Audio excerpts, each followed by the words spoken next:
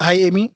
Yes. The link I've just posted again, you can just bypass everything. It will go straight in on the chat. Okay. But I see people are registering now because I've sent them an email. Yeah, I mean, I've just sent the wrong link to several people, so I have to resend it again. Thanks. No worries. Despite all the AI in the world, we sometimes can't get the tech 100% right, can we? Um, Yeah, I know people are joining because I see there's 17 now. 8. No, the thing is, I want to show you something.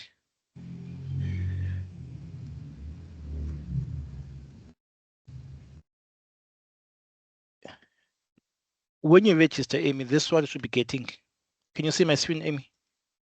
I can't. It's fine. Don't worry. We're live with people in the room, so let's Okay. just move on. Okay, live. Okay. Okay. Yeah. You can start. Yes. Okay, colleagues, thank you for for your patience over there. Apologies for that. As I was saying, even with all the AI in the world, we we still are having challenging tech instances. So I hope you are all coming in, and I'm sure that a range of people will be joining as we kickstart the show. Um, Right, so I think we're ready to get going in a second or two. Okay, we're up to 30 people. Okay, thanks team, thanks everybody. We're ready to go. Okay, so I wanted to start off this and not on emailing people the registration link, but actually showing you a little bit of AI. So while people are coming in, I thought we could just do a little bit of a demo to start off with ChatGPT. Now, I just wanted to can everyone see my screen? Let's just see, stop sharing. We want to share the screen.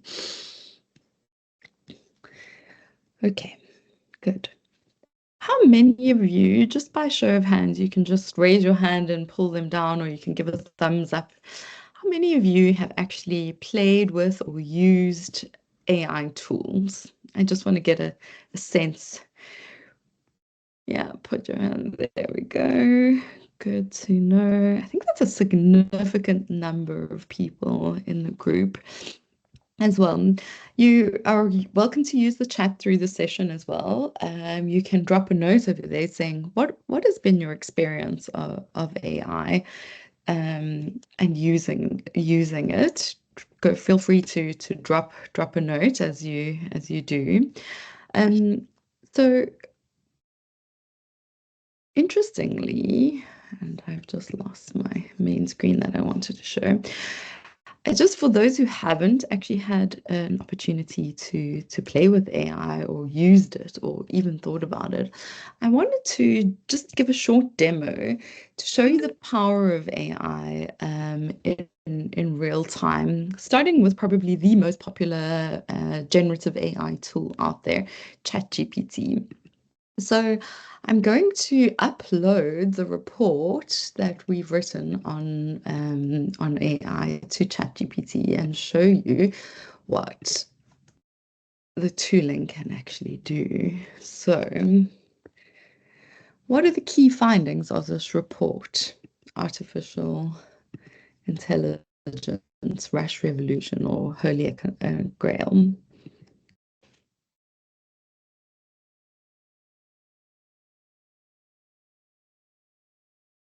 Okay, look at this. So it has taken a 130-page report and can summarize in an instant the key findings of that report. And perhaps I'm not even needed right now to share the outcomes of the report that we've put together. I mean, this is pretty amazing that it can take a huge, vast amount of data and information and summarize it in just a few seconds. I mean, even the most adept personal assistant, collaborator. Can you guys see my screen? No. Okay, thank you for the reminder. Oh my gosh, well, sorry about that. I thought I was sharing. Great. We're having a day of wins in the technology dimension today. All right, so I just uploaded the Slacker report on AI, for Rush Revolution or Holy Algorithmic Grail, and in a matter of seconds, ChatGPT was able to summarize the findings of that report. So I mean, this just demonstrates the power in a nutshell. And as I was saying, probably all you would need and all you would probably do if you receive this report is run it through a GPT like this and find out the key findings of the report. That's one of the advantages of AI is its ability to generate speed. But let's do another example, and I'm going to give you, I'm going to drop amounts of text in there. It's from a thought experiment that we're going to do in a couple of seconds, and just ask ChatGPT to summarize this and do it in a different way. Help me say this in a different way. And I popped it in there, and it is a summary of something that we're going to do. And it takes that content and reshapes it, rewrites it, repositions it. Now, let's ask the GPT to do something a little bit different. It's consumed the report. Here's the report that we put in. It is the full Slacker report. I'm going to ask it if it can help me create a PowerPoint outline for my report launch presentation today.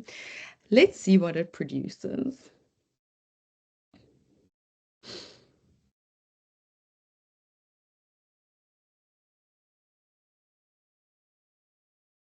Okay, great. Luckily, I didn't do this, but in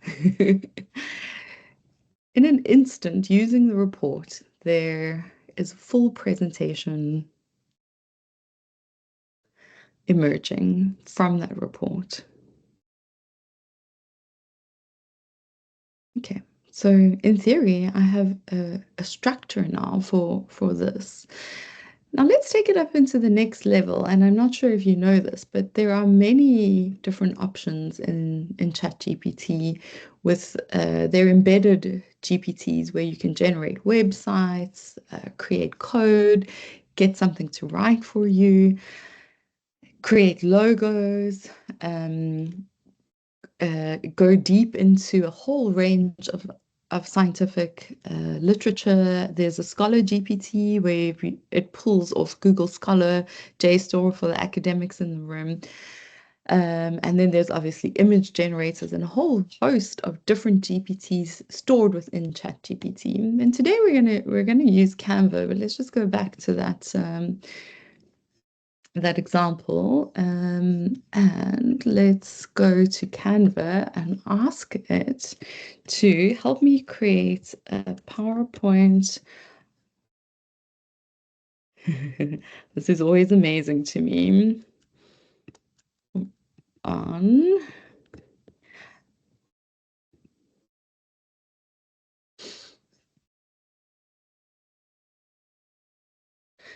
Now watch how the Canva integration works, and I'm not sure if everyone has actually seen how this works at all, but okay, so it generates the slides. There we go.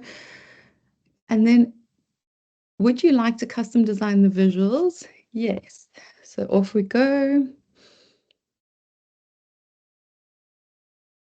Now it links with Canva, another tool, and I'm sure some of you who are designers in the room will know about how the Canva template is actually working. But look at how amazing this is. An annual report can be generated within seconds, a whole report template. It offers you different options, something futuristic, hundreds of different templates come up, and you can choose between these and get pulled straight into Canva. Right, so let's stop there and let's go with the futuristic. Click on the design, it says, there we go. And instantly we're taken to Canva and voila, you have an entire presentation ready. Right, look at this, the design ability of an integration between ChatGPT and Canva just in a few microseconds can elevate something from nothing into something that's very, very workable for presentation purposes. I mean, I'm always astounded by this. Okay, another little final demo, and then Masi will tell us a little bit about why we are here today, and we'll go into understanding the reports. I just wanted to show you a little bit of the power of AI. Okay, so the other example I wanted to show you the power of, this is our report, of embedded AIs in software like Adobe, and any of the creatives in the room that are here will understand the power very much so of Firefly or any of the Adobe suite, Photoshop, and there's been amazing advancements from within the actual software. So this is the easy way to show you some work that we're doing in summarizing text. If it will work. AI assistant, does it want to work? Okay, perhaps we just need to open that up again. Uno momento.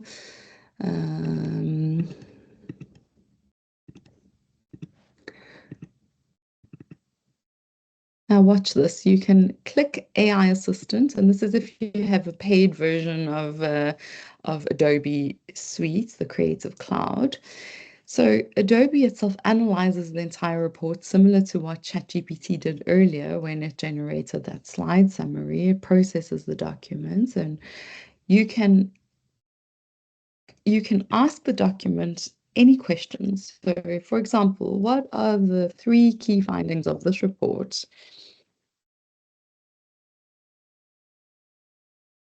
And from within the software, it can summarize as an AI assistant the contents of that report in a few seconds, fundamentally making a query possible within these tools. And it's amazing.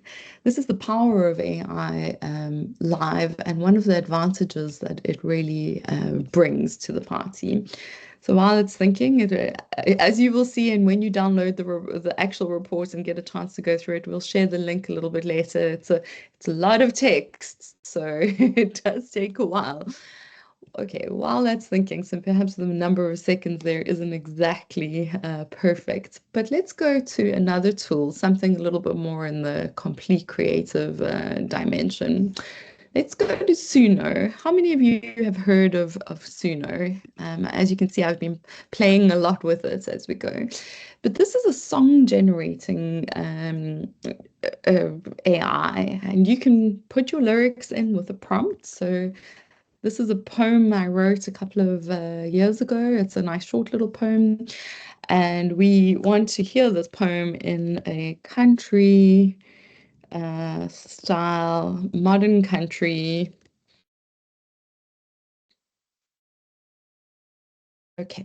Oh, there are options here. They've upgraded it as well. So perhaps we could do piano rock elements in there. And let's call that time. And we create a song. And again, within a matter of a few seconds, it produces 2 options of using the lyrics that were placed over there. I'm not sure you're going to be able to hear this, but I can share the link. Things were good. Things were great. Okay, so if you can't hear, I'm just going to drop it in the chat.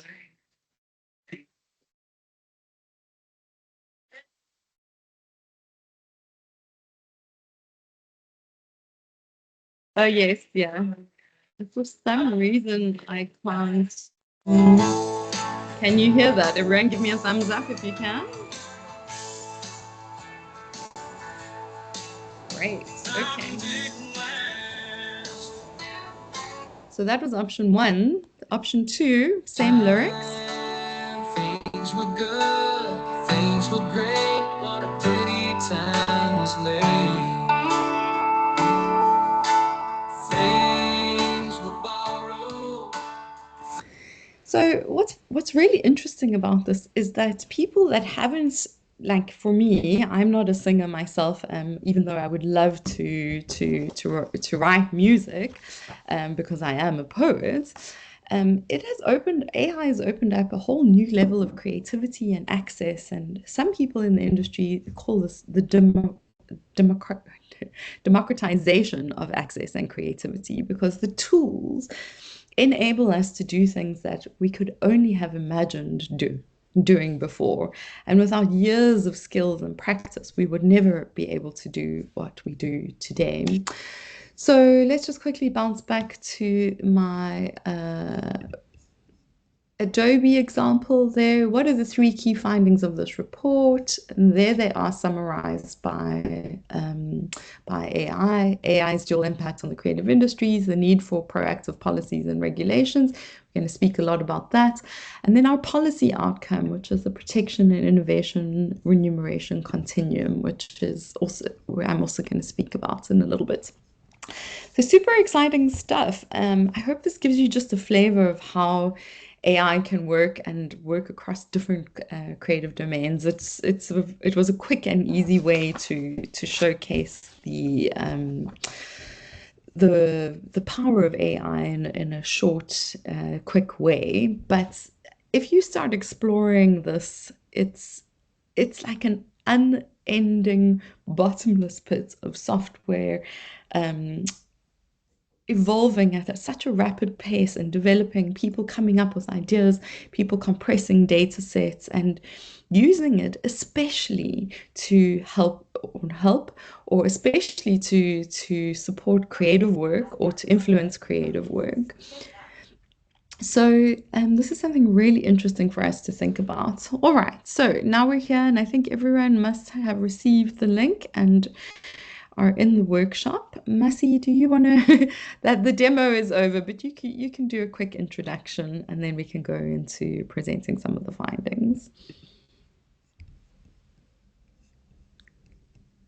Thank you so much, Amy, and good morning to everyone. Welcome to SAPO's virtual dissemination online workshop to officially launch our latest paper titled Artificial Intelligence, a Rush Revolution or Holy Algorithmic Grail. My name is Masi, and I'm a research fellow here at SAPO, and I'll also be managing the workshop, hosting, facilitating, and everything else in between.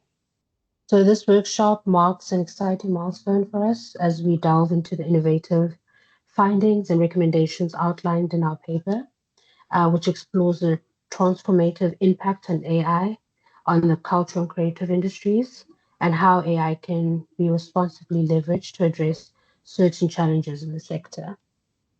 Our discussion today brings together an offering of diverse insights and expertise to help us unpack the paper's findings and their implications.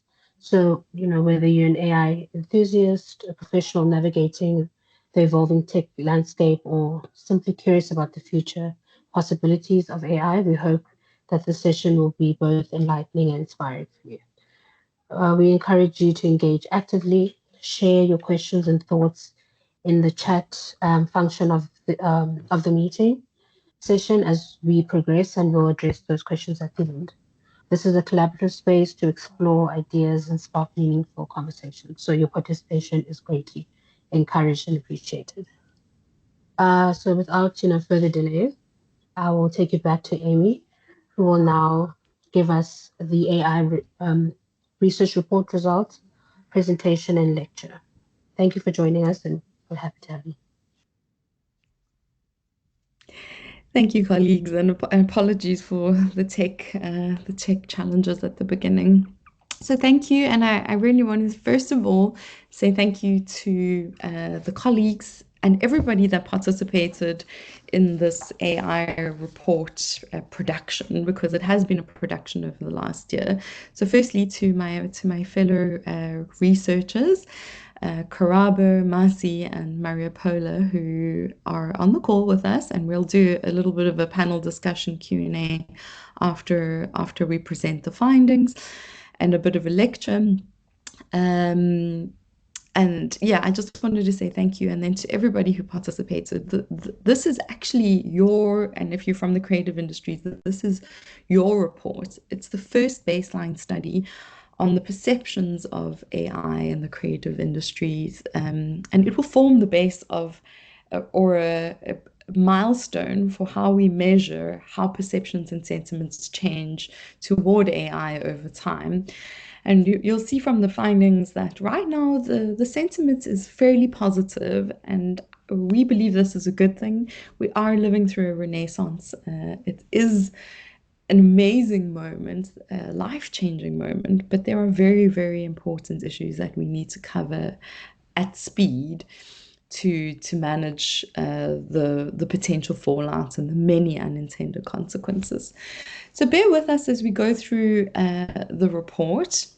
And I will share my screen in a minute. I'm probably going to lose everyone as I do this. So in other words, I won't be able to see anyone. I trust that my colleagues, Masi, Karabo, will be able to help out. And I saw there was a question in the chat asking, wrong view. Let's go this way. Sorry about that. It's never simple. Okay, I need to do an inversion. Okay, let me do it this way. Sorry, everyone. Not winning today on the tech. Share the screen then. Okay, there we go. I saw there was a question in the chats as well about whether or not this was an AI generated image, and the answer is yes, it was. It was a GIF. So the actual report cover throughout the report, we've tried to include and integrate AI a bit into this, and referenced it where we've used it, as should be the standard across the industry. Like any other tooling, AI is a referenceable source that you can use. And in fact, it's much better to be open and honest about its use. And so, yes, this image was AI generated based on a prompt from myself. Okay, ladies and gentlemen, colleagues and champions of creativity, and I know many of you in the room are. I took a glance through the 65 of us that are here. Today we're exploring the journey the South African Cultural Observatory undertook to create a baseline data set on the sentiments and perceptions of South Africa's creative workers towards the dawn of the AI era. And we really are at dawn. It's still very early days. This research and the report represents the most comprehensive analysis of AI's impact on South Africa's creative sector to date, and tracks the intersections of where human ingenuity, our creativity, is meeting with the vast computational power of AI. And it's incredible. I'm really honored to present these findings on behalf of the research team and the South African Cultural Observatory and Department of Sports, Arts and Culture. This report explores at its fundamental, and as you can see on screen, a research question that was posed to 157 people who participated in our survey and almost 900 people overall who engaged with this research. And that question is artificial intelligence a rushed revolution or a holy algorithmic grail of a creative future? And it's kind of quite a rallying call, I'm sure. The answer, you'll discover, is complicated and lies in the delicate balance of tensions. And really, at the dawn of the era, we're seeing the tension between night and day. It's a tension of anticipatory change. The AI AI is a revolution, there's no doubt about that. But whether or not it's rushed or transformative depends on how we as a society choose to engage with it and critically innovate with, respond to, regulate for, and adapt alongside it. More on this as we move through the report. Basically, right now we're experiencing and living within a technological renaissance. AI is not an emerging trend anymore. It's an omnipresent catalyst, redefining how creativity is conceived, as we did earlier, produced, and that's the production line, industrial elements of it, and how it's consumed. And it is doing the same for all industries. AI is a tool and an enabler, and in some academic circles, people are calling it a utility. It is or will be like water or electricity in the future. And if you know any of the academic writings on this, people are calling it, like electricity, a general purpose technology. And that is not GPT like a generative pre-trained transformer, which is what a chat GPT is, but a GPT in a general purpose technology. Basically something that we would use daily without thinking about it, but which determines many aspects of our existence. And there is a dark side to this if algorithms determine our future without us knowing how those algorithms are generated. Indeed, for many years already, algorithms and early AI systems have embedded themselves in the technology we use day to day.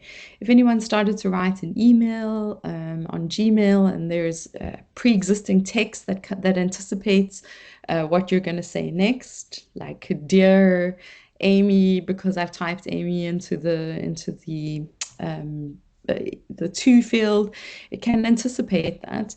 There are other good examples, from predictive text to speech recognition, algorithmic suggestions for custom content or news. You'll see this on Instagram and Facebook a lot. Personalized marketing. Sometimes that weird feeling when you've mentioned a pair of Adidas sneakers that you want, and then the next moment you're getting advertised. To image recognition, so the ability to analyze images and understand what's in there. Navigation, geolocation services, self-driving, facial recognition, voice assistants, hey Siri's, probably gonna come, and even early chatbots. So Adobe's Scott Belsky calls this a Cambrian moment, where decades of big data have enabled a revolutionary explosion of new software and tools with new abilities for analysis and synthesis of whole bodies of digitized knowledge and multimedia content. For some, AI heralds a new era of limitless possibilities, a holy grail that amplifies human ingenuity. And I'd just be interested if who in the crowd feels like that. You can give a thumbs up if you feel like AI is producing limitless creative possibilities in your work.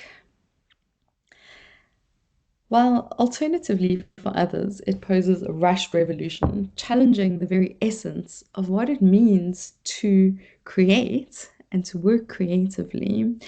And I'm very interested in this dichotomy, and that's the reason that we produced this report. Aside from understanding what the industry feels, an exploration of this duality is the core of our report. Okay, but before we get into the meat, I want to run a little bit of a thought experiment with you. How many of you have watched the film Dune or Avatar? You can raise your hands, yeah? Okay, good.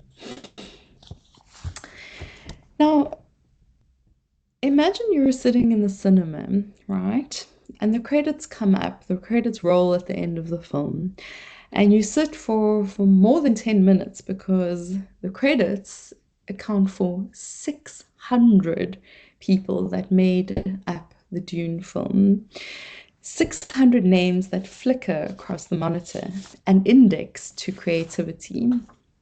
Film production, as many of you who are in the room know, is an industrial endeavor.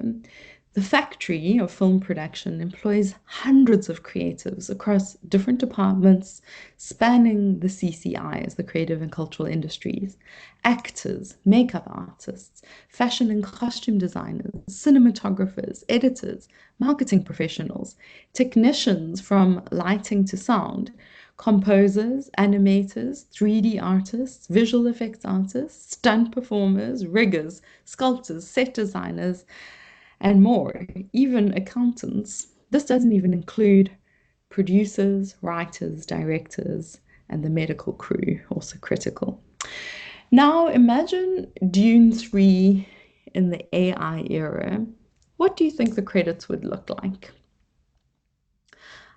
Drop it in the chat if you want. It would be very interesting to do this thought experiment. Imagine Dune 3 produced by AI. Sorry, Amy. Yes.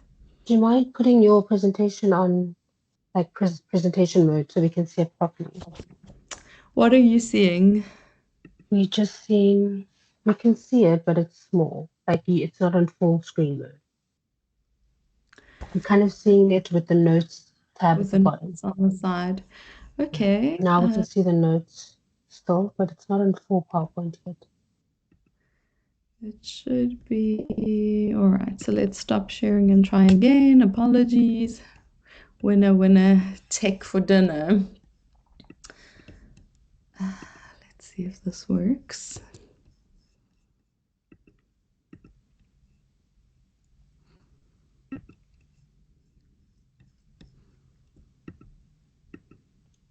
And now?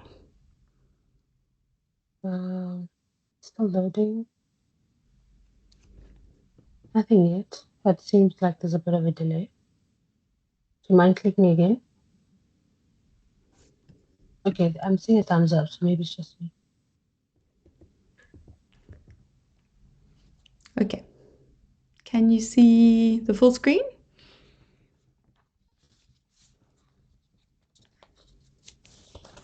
Hi, Amy. The screen is very small. We're seeing a small version of your screen, not the full screen. Okay, let me And just you can see other windows behind it as well. It's like your PowerPoint thing is Yeah, not Marcy, even can you share from full. your side? Since I you have the don't have- presentation.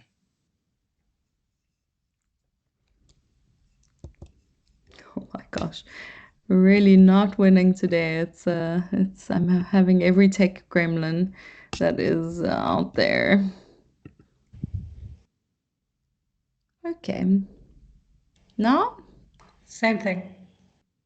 It's so strange. I see it on my screen as full screen. I think you need to swap around your settings maybe if you're using two screens.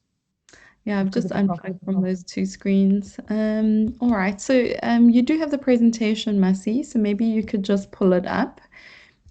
I sent it this morning to everyone.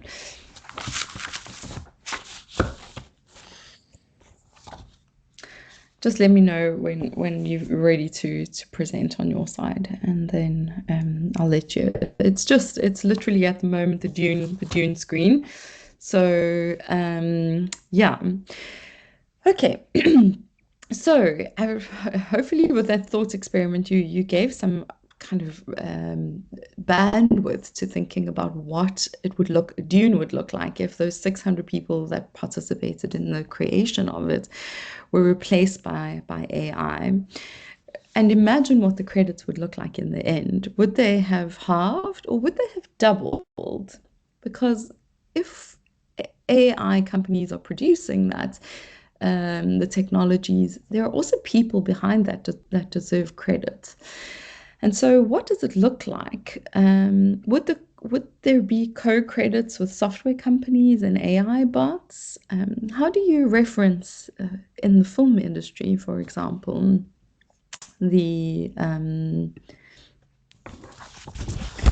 how do you reference how AI has impacted creative work? And this is something that's actually a lot of people are discussing in the industry. Okay, you got it, Massey?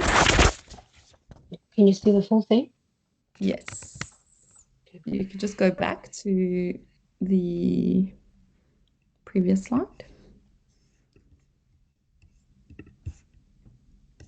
Thank you. Perfect. Okay, apologies for all of that tech fun. Thanks everyone. Thanks for understanding. All right, now imagine if Dune were fully produced and developed by AI and just kept just by a few key prompt engineers, executives, and tech companies. What would those credits look like? 5 to 6 people? This is a very real possibility in the CCIs, and all industries and sectors face in the AI era. Essentially, a large-scale disruption of established practices and methods, supply and value chains, and systematic shifts in the way creative work is conceived, produced, bought, and sold, and how value is actually added. We are economists. We think about how value is actually added. Okay, next slide. So,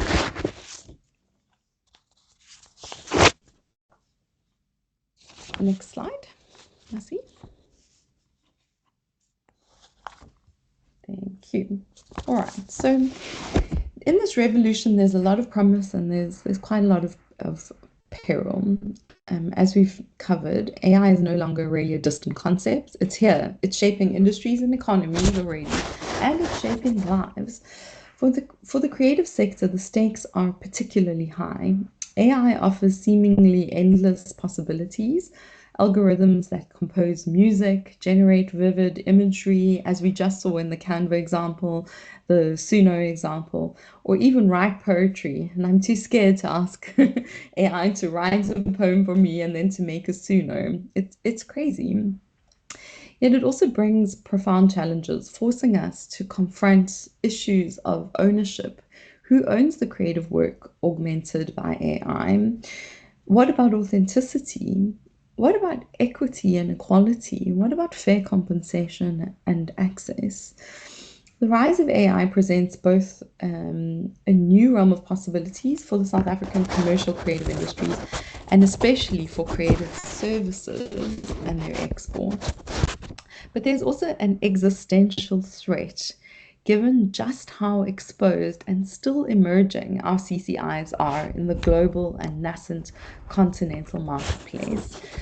Africa's share of the global creative economy is staggeringly low still today, and South Africa, in a way, is stand out on the continent alongside Nigeria and Kenya, some other nations. But still, in terms of global creative economy for Africa, it only accounts for around 2.9% of global creative goods exports, only $58 billion, and less than 1% of African GDP, according to UNCTAD. So that just puts things in perspective. The risk, we have an industry that is primed to grow and has all this potential, and at the same time, with AI entering, what does that do to the transformative potential of our young continent? While AI promises prospects for content creation, global reach, which is also another high potential area, you can produce something in Nairobi and it can go all the way to New York. Also has extreme prospects for production efficiency, and I think I saw Nosipo in the room. She speaks a lot about the production efficiencies in the animation industry, but it also simultaneously ignites a lot of tensions that demand policy attention and creative community, and that's us, activism and action. To enhance AI preparedness requires that those engaging it or regulating for it, that's us, the practitioners, the policymakers, the politicians, and average people, gain a fundamental understanding of what AI is. We have to use it to understand it, what the risks are, what strategic levers are available for us to pull on in order to gain control of our own destiny, and what partnerships need to be established to respond to the quantum changes AI is triggering. At this juncture as well, dichotomies abound: fear and excitement, experimentation and failure, unimaginable possibility, and daily unintended consequences for all users. And just thinking about a prime example, that poem is an original poem that I put up earlier. what happens to that poem now that it's in the Suno blue box? Could it be regurgitated later? Could it be fed into other GPTs? Could somebody use it? Could somebody make money off my intellectual property? Big questions. But creative people have always had a long and positive relationship with tech and media. We are curious and experimental and not afraid to fail. But by not managing the impacts of AI, could exacerbate social and economic inequalities, and automation, there is this possibility that it can lead to widespread job losses, especially in creative fields. For example, the 2023 writers' strike in the US really exemplifies the challenges creatives face in the AI era, highlighting the need for reskilling workforces.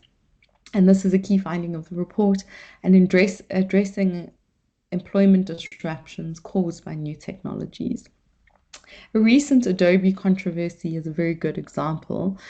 A few months ago, Adobe encouraged its Photoshop users, many of whom are photographers, to skip the photo shoot in one of their AI adverts, causing their core marketplace, i.e. photographers, deep ire and anger. And this is a letter from the American Society of Media Photographers, an open letter that they sent to the company. Put simply, why, Adobe? Why would you dismiss and discount all that your most fervent and most loyal customers aspire to? This is an attack on the creativity of the photographer, on the skill and the nuance they bring to the photo shoot, and the countless hours they spend preparing for and working after the photo shoot. You are so cavalier to simply throw away. And it was a bit of a blind spot for Adobe to put out AI advertising saying, skip the photo shoot, use our backgrounds, use our ability, because photographers are paying the $60 a month. And if you do a Rand conversion on that, that's 1,200 or more Rand a month to use that tooling. If the photographer is no longer needed, who in economic parlance would actually buy the software? And then what would happen to that company? It's all big and interesting questions. So, for the creative industries, AI is really, it's a new era of speed, innovation, and ability powered by tech. But it also shows us that blind excitement and paralyzing fear are not the answer to responding to the AI era. What we need to do is embrace nuance, complexity. We need to get prepared. We need to train and retrain. We need to get new skills. We need to experiment with these AI tools. We need to get an education. And we need to become activists for our own work as creatives. These are better stances to adapting to while embracing revolutionary change. We can't put it back in the box. It's here. So let's go through some of the results, and then you will get a sense of how the industry has responded. We'll look at some case studies as well from Animation SA. And then we will also then go into an exploration of some of the tensions that emerged and came out of our consultation with you, the industry. So just quickly in terms of methodology, this report was produced on behalf of the Department of Sports, Arts and Culture, and the research spanned between October 2023 to July 2024. And this is important in the AI era to understand timelines, because even between July and now December, the AI industry has shifted massively already, and tooling that was popular 6 months ago is no longer popular today, or companies are rising and falling, or new ones are exploding. This is the Cambrian moment, that evolutionary moment where the conditions are just right and the data is there, and now there's an explosion of software and companies. We spoke to 900 or engaged 900 creative workers through surveys, workshops, interviews, and case studies, in-depth interviews. And I see some of you are here today. Thank you so much for joining. And through this, we try to get capture a comprehensive snapshot of AI's initial impact on South Africa's creative work and workers. And yeah, next slide, we can go on.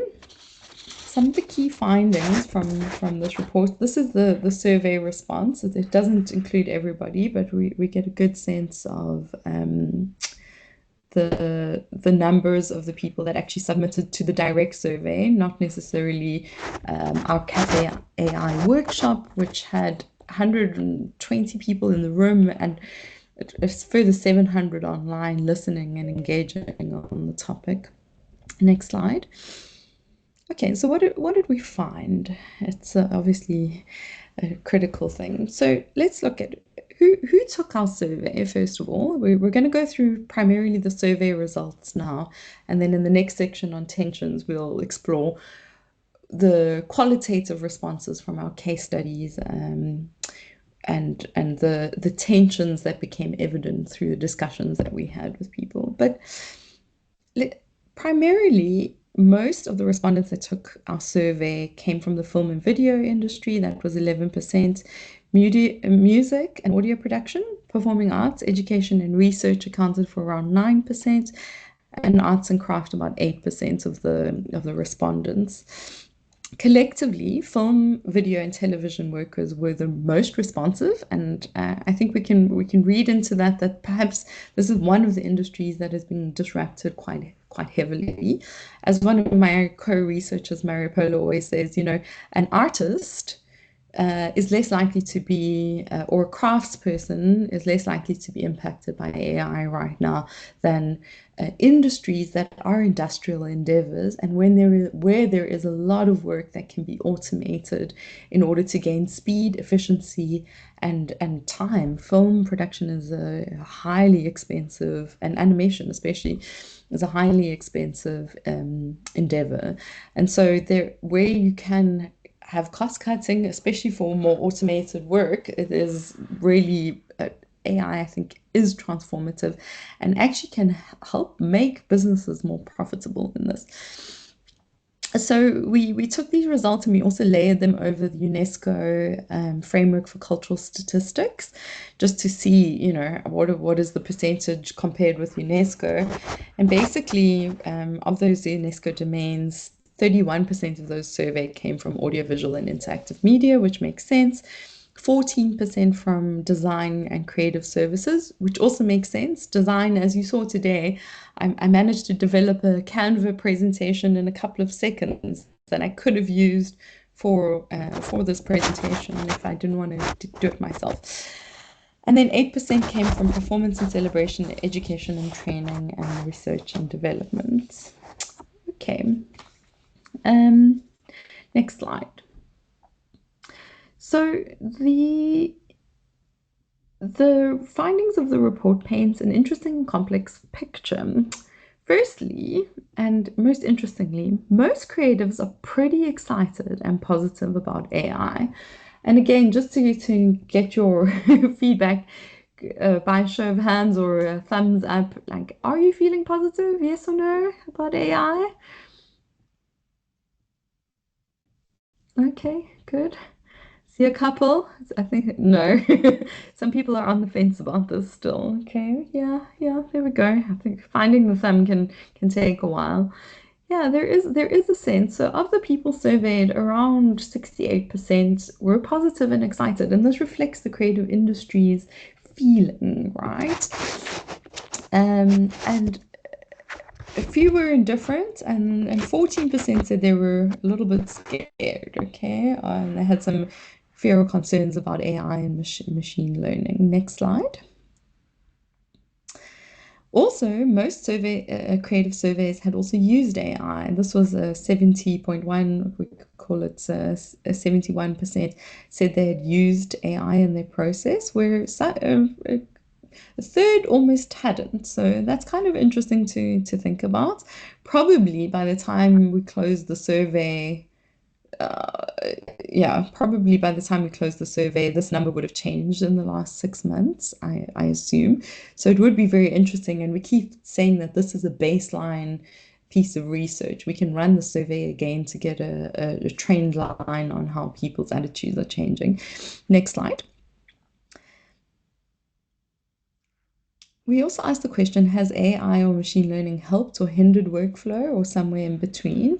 And a lot of people were on the upper half of saying it had helped them, or so they were somewhere in the middle of that. Only 5.7% had said that AI had hindered their process, which is quite interesting.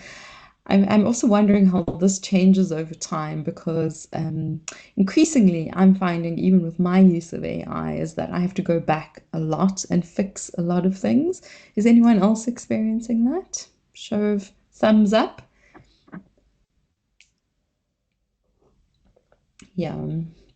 So it's not perfect. It's not a silver bullet yet. But it is a great assistant, and in many ways, this is what the software companies are selling, that this is an AI assistant. Next slide, please. Okay, then the big question, has AI ever affected you negatively in any way? And largely, you can see from the results there, most people say no, it hasn't. Although 20% is not insignificant. It is affecting some people negatively. And again, I wonder, 6 months later, after the research closed, almost 9 months since the survey closed, I wonder how this would have changed. And I think the SACO has some interest in rerunning a survey to look at how this is changing regularly over time. Okay, next slide. Interestingly as well, when asked about the types of tools used, the majority had said ChatGPT, Canva was around 20%, the Adobe Suite was around 15%. I think if we looked at this now, the whole industry has changed significantly, as I mentioned, and there are many more players, and some tools have gained greater efficiency. There's a lot of comparative news online at the moment, where you can see how the different GPTs compare to each other. Also, there's a lot more acquisitions happening in the market, people buying up and integrating their APIs. I know it sounds very tech now, but similar to what I showed you on ChatGPT, where you can integrate from there to DALL-E to Canva and use one tool to access several other GPT or AI-enabled tooling. So yeah, it was at that point in the research, ChatGPT was probably the most accessible and used tooling. I think for specific industries, and there are obviously different tools, and I think that's probably why Adobe's coming up quite high with Photoshop, the Firefly, which is their support on animation, and all the tooling that's flowed into the Adobe Cloud Suite. Okay, next slide. So this is what some of you had said, or the creative industries had said, is that AI does have unimaginable possibilities, but that the negative is also coming to light. But with the right legislation, there's some hope here. We can create the guardrails, and there's no need to panic yet. All kind of interesting feedback. Another respondent said the key is about who is feeding the AI directives and instructions. Since I'm not in control of that, I can't dictate what direction the AI should develop in. I hope that it's developed in a safe manner, and if it can be instilled with some kind of reasoning that can allow it for more practical applications outside of replacing humans in their respective fields of work or art. So you can kind of see some of the qualitative inputs that we got. I think there's a very balanced, proactive, and knowledgeable way of looking at AI. But this is not to say that there aren't problems. Next slide. So most creatives, that's almost 90%, believe that we need strong policy regulation for AI. They were expressing concerns around intellectual property and copyright infringement, plagiarism, diminished remuneration, which is obviously a grave concern, and the emergence of AI junk. And we deal with this in the report where we speak about AI eating itself. At what point, when there are IP protections, do we enter a phase where the only content that's available for AI to consume, it has either already consumed and is assimilated into the data set, and then where does it get new content and new ideas? And so there is a risk of an infernal circle of it consuming its own data and regurgitating content that is not original or new or fresh. So just a lot of debate on this. And then also a lot about distinguishing between fact and fiction, the authentic versus the factual content. So ultimately, despite there being excitement, there is a massive push and from within the creative industries to focus on policy and regulation. Next slide.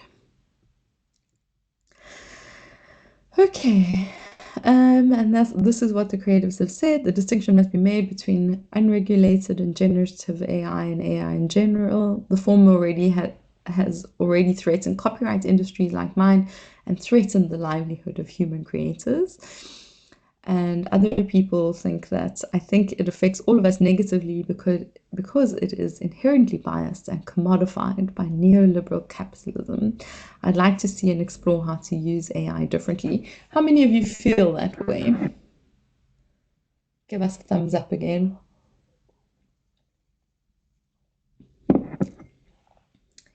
Okay, next slide. Okay, some more words from the people that we surveyed and spoke to. I think a big thing that was coming through was fair use in South Africa and globally as well, and understanding what these terms mean from a policy perspective, referencing how do we actually deal with the issues that are around crediting, augmentation by AI, creativity augmented by AI. And so some of these were like the big issues. Next slide that came through. But of course, there are a lot of positives, and I'm going to focus on 2 case studies now. I'm not sure if Isabel Hawke is in the room, but I know that Nosipho is. So I hope you don't mind being featured as a case study. But let me just tell you a little bit about how Animation SA has approached this, and they're one of the case studies that we feature in the report. So Animation SA represents the South African animation industry, and it offers a compelling example of how AI can be leveraged to enhance creativity and productivity while mitigating potential job losses. We just lost your screen there, Marcy.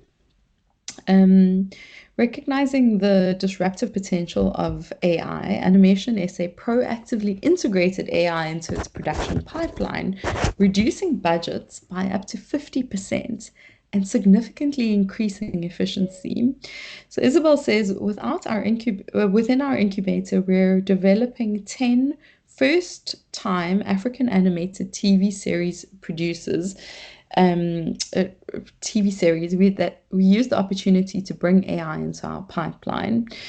By focusing on upskilling and training of first-time producers, often a high risk for investors. Like if you are a first-time producer, you're not going to necessarily get the funding, but using AI, you're able to mitigate some of the costs. Animation SA empowered a cohort of animators, including 30 women, to embrace AI as a tool for innovation rather than a threat to their livelihoods. We've had incredible discoveries and been able to really make the pipeline a lot more efficient and productive, says Isabel. They also adopted an inverted value chain approach, emphasizing the development phase and investing in artists, writers, and business professionals, ensuring that the core creative aspects of the production, the creative input side, the IP side, the storytelling side, remained human-driven. This approach enabled the animators to de-risk their job losses by saving on some of the production costs and automating that, and to not only adapt to the changing landscape, but also to thrive in the AI era, creating new opportunities. The incubator, says Isabel, became another sort of solution and risk mitigator, where we created this inverted value chain by bringing everything at the end of the value chain into development. And instead of 3-year production lines, we can now do it in months or less than a year, so we can churn out more content. The point is that we're flipping beliefs about AI and looking at where is the opportunity and how we can leverage it for our benefits. So yeah, opportunities, there are many. Next slide. The research started to show us what are some of these opportunities and how does this look from a risk, opportunity, challenge matrix point of view. Overall, there's general excitement about AI. We've covered that, and AI enhancing creativity and also automating some of the repetitive tasks, allowing creative workers to focus on higher order creative work. That's the point. It can also provide new ideas and unconventional approaches. AI can do amazing things and help you think through problems and see things from a different point of view, connect the dots that you had never anticipated before. It can also improve accessibility, inclusivity. You can do multilingual. You can collaborate a little bit more easy. It can make creative content a little bit more inclusive. With the creation of inefficiencies, there's also a risk of losing jobs, and that's when we start to enter into the concerns about AI. In the visual effects industry, for instance, AI tools can generate photorealistic scenes in hours, tasks that once employed teams of artists. How do we balance this efficiency with preserving livelihoods is a key discussion point in the report. And so the report calls for targeted skills development to empower creatives to adapt. And this includes training in prompt engineering, driving AI literacy, and also ethical AI use. And from a challenges perspective, obviously we're very worried about jobs displacement and a widening skills gap. And the digital divide here looms really large.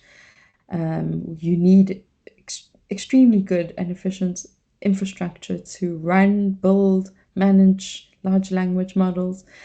And then to access AI, you need data on your phone. And a lot of people don't have this. There was a quote from one of the respondents just saying, the data costs, which I just thought it's so true, especially in the African context. Also, there's this idea of who owns AI-generated work, right? What happens when AI scrapes copyrighted materials to create something new? These are not hypothetical questions. The tensions between innovation and intellectual property rights are palpable, and it's something that we really need to focus on, and it needs robust, adaptable policy frameworks. All the creative sector is going to be risk being exploited by those who control the data and the algorithms. And it's something we can't go in with blind excitement. We have to understand these fundamental power dynamics underpinning the AI revolution. So our report recommends reforming copyright laws and establishing multi-stakeholder councils to address these issues.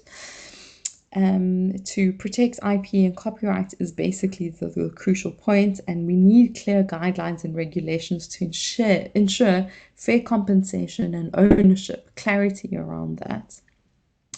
AI is also not inherently neutral. It reflects the biases of the data it is trained on, generative especially, and I'm sure Karaba is going to say, you didn't give the definition between generative AI and AI in general, but we'll get there. You can answer that. For South Africa, a country that has a rich and diverse cultural heritage, this is particularly concerning bias. If AI perpetuates Eurocentric or exclusionary narratives, it could erode local voices and views and ideas. And so the bias in algorithms and the potential for AI to perpetuate existing bias and stereotypes really needs to be addressed. Now, luckily, we have an amazing company in South Africa out of the University of Pretoria called Lalapa AI, which is building a large language model in 12 African languages. This is amazing. If you don't know about them, Google them and reach out to Vusi, what is his name? Vusi Maria Kore. Someone might just put it in the chat now. Yeah, they're doing amazing work, and this is the kind of work we need to support, government needs to support, we need to get involved in as an industry. And the solution really lies in building in inclusivity. South African AI or African AI models must reflect the nation and the continent's diverse stories, languages, and histories.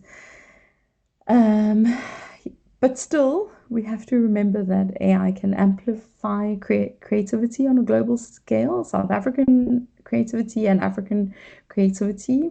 Imagine Xhosa poets collaborating with AI to create multilingual works, or an animator using AI to bring African folklore to life or for global audiences. There is amazing potential. We can get our stories out there, but how we do that has to come from a place of knowledge. It requires intentionality, and we must ensure that the local value is not lost in the global marketplace dominated by large tech firms that have their own agendas. Okay, so let's go to the next slide. We're going to do another case study on Chocolate Tribe. And this was from an interview that we did with Nosipho Maketo van den Bracht, who is the CEO and founder of Chocolate Tribe Animation Studio. Chocolate Tribe was opened in 2014 in Johannesburg, and it has integrated AI into its workforce. And Nosipho, you're welcome to join in the discussion when we get there and tell us a bit more. It has integrated AI into its workforce to enhance various aspects of its operation, leveraging AI technologies such as ChatGPT, DALL-E, Midjourney, Stable Diffusion, and Copycat. It's used AI to streamline its production processes, improve efficiency, and optimize creative workflows. However, there are numerous downsides, which Nosipho is conscious of, to this, such as the removal of training and mentorship opportunities on the job, with more labor-intensive entry-level work now being done by AI. And this is a problem that she raises. However, AI is used to, in her case, to do concept art, which is traditionally, this involved hiring a team of concept artists to generate initial ideas and designs for the storyline. But now there's been more of a shift to Gen AI for this purpose. Tools like Midjourney, Stable Diffusion, and DALL-E have emerged as their primary tooling to do this. AI is also being used to do rotoscoping. This is an animation technique employed by animators to meticulously trace over individual frames of a motion picture. And if you think of a Walt Disney documentary where he's drawing Mickey Mouse over and over, and then you flip through the pages to create that sense of movement, that was a rudimentary rotoscoping, and now in animation that's done at a significant scale. But this is a production line activity that's ripe for automation. But this makes traditional human-intensive methods obsolete. And what happens in the job market there? And you can see where reskilling becomes so important, because those animators will have that skill. How could they be reskilled to work on another element that is more human-centric? So basically, Nosipho says that the emergence of Gen AI is fundamentally reshaping work dynamics, necessitating recalibration of workers' focus. Daily Chocolate Tribe confronts this challenge, particularly with its impacts on entry-level positions, which are now being occupied by AI tools and software. This affects the overall industry talent pipeline, and especially the advancement of youth, women, and previously disadvantaged individuals who would normally enter the animation sector through this pathway, doing the boring, the rote work, but are now likely to be further excluded from it.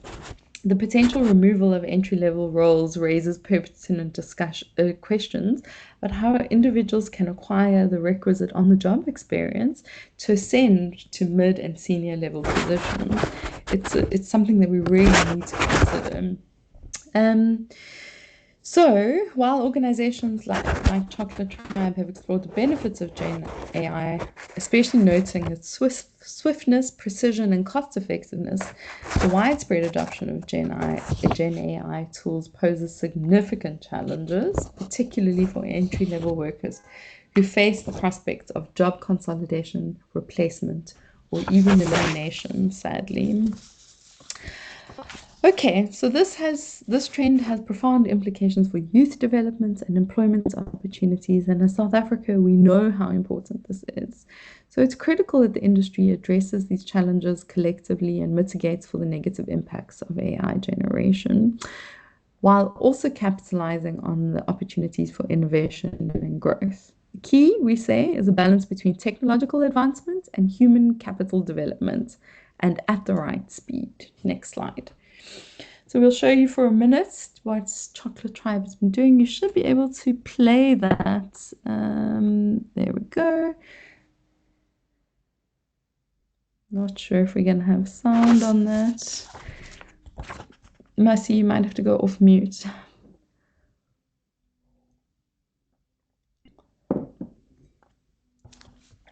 You'll have to go off mute.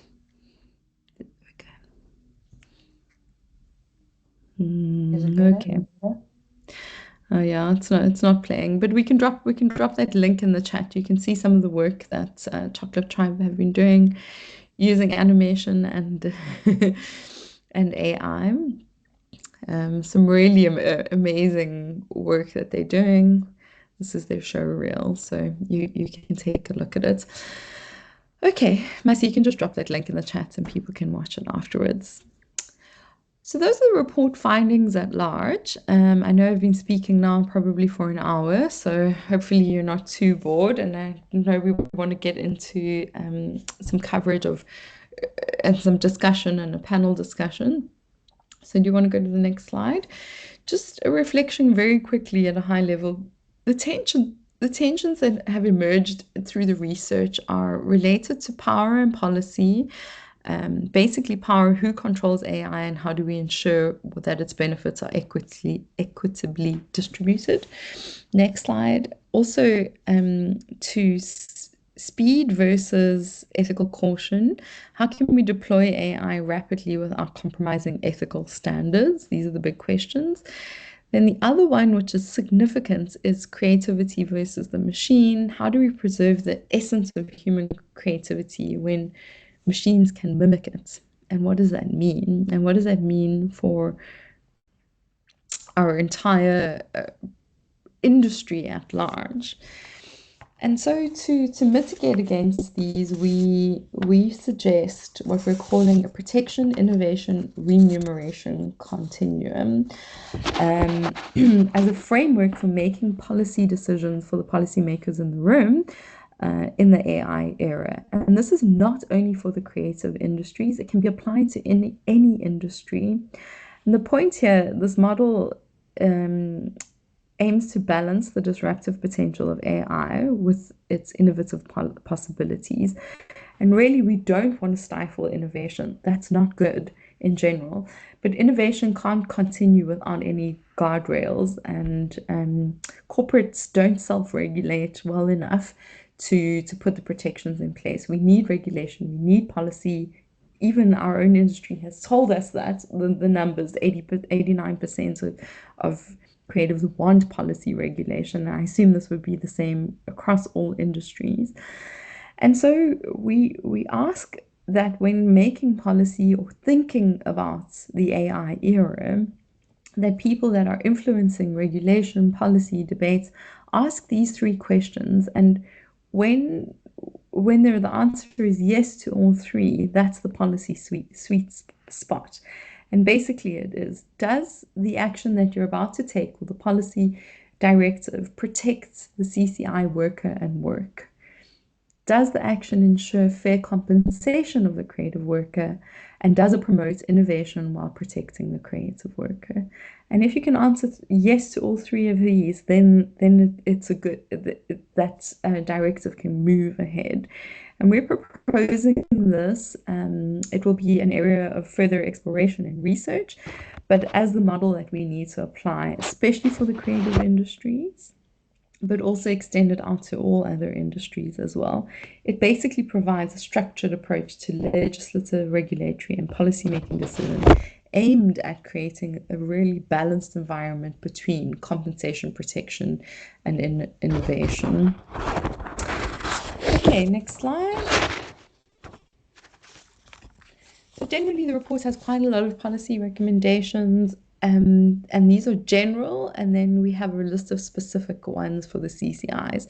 In general, South Africa, yeah, so we can generally, the idea is to the previous slide, to focus on creating as much as we can a unified national vision and even a regional vision for AI, super critical. And to work together to get that, figuring out ethical guidelines, ensuring good data governance is in place as much as possible, and that is inclusive as well, and that there's equitable access to AI. This is generally at a national level, or even could be at a regional level. In fact, the report suggests that we work more as regional blocks, like the EU has done in regulating for AI. But then for the creative industry specifically, there are a set of other recommendations. P.S. I used AI to generate these graphs late last night. I'll put the link in the chat afterwards of the tool that I used. Really interesting, quick image generator, a graphic image. For the CCIs, we really need clarity on ownership and copyright issues. We need to strengthen data protection and privacy laws. We also need to launch campaigns against AI-related biases. We need to fund AI and CCI innovations, develop standards to protect creative workers, create policies for equitable remuneration, and ensure representation of creative people who are among the most affected by AI at the moment globally, and yet we tend to be ignored in policy discussions as health industry, manufacturing industry take precedence and priority. However, as we can see, the tooling that is coming out, especially in Gen AI, affects our industry directly and in a much more highly impact way than other industries who have a lot of their data behind proprietary systems which can't be accessed, which is why Elon Musk the other day asked on Twitter for people to submit their MRI scans to Grok so that they could analyze that, because medical data is protected. It's behind not paywalls, but the equivalent of that. It's private information. Whereas creative work, we put it out there, websites, writing, books, the whole creative industries is effectively the way we understand the internet, the way we engage with the internet. And as a result, our work, design, film, television is highly exposed and highly ripe for generative AI and big data sets inclusion. Okay, so next slide, we'll wrap up in a minute and then we can get into some of the meat. We suggest a phased approach. Like, there's a lot we need to do immediately. There's a lot of medium-term actions that need to be taken. Right now, we need ethical guidelines, a review of copyright laws, investment in AI education, promotion of data access, and the reduction of data costs. In the medium term, we need to finalize AI policy framework, strengthen IP protection, invest in infrastructure, enhance AI research, and promote multilingual AI and LLMs. And then in the long term, we need to really adapt legal frameworks, build international collaboration, empower AI governance bodies, invest in AI talent, and promote open access. And the road to this is not exactly linear. But yeah, thank you so much. We know that AI is both a mirror reflecting the beauty and flaws of human ingenuity. It's also a supercharger for innovation, a partner in creativity, and a canvas for human expression. But it is also a disruptor, challenging us to rethink how we value our art, culture, and creative labor. And I'm looking forward to a discussion and to hear your views on the report. You can get the report here, and we'll drop the link in the chat as well. But if you go to the South African Cultural Observatory.org.za/artificial intelligence-CCI report, you will be able to find and download the report, which is in depth, and you may even need AI to summarize it. Thank you.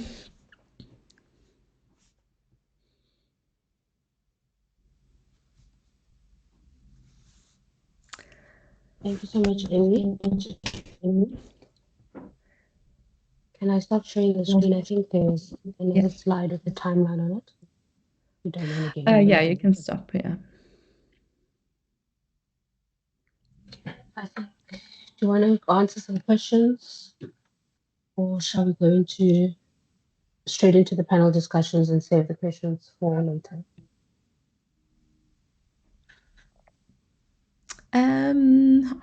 I'm easy. I think let's maybe give Karabo a chance to respond, and then Mariapola, and then we can dive into questions from the floor.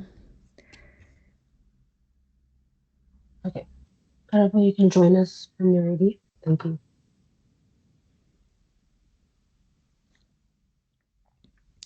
And please, colleagues, let's see each other if you don't mind. Let's turn on cameras if you're in a position to do so, and engage. Yeah, let's go. We are human. We are not avatars. Let's. I don't think Karabo's still here, so maybe Mariapola can go ahead. Perfect. Morning, everyone. The dialogue going on in the group in the chat is very interesting. A lot of concern and a lot of logical worries about AI and its implication.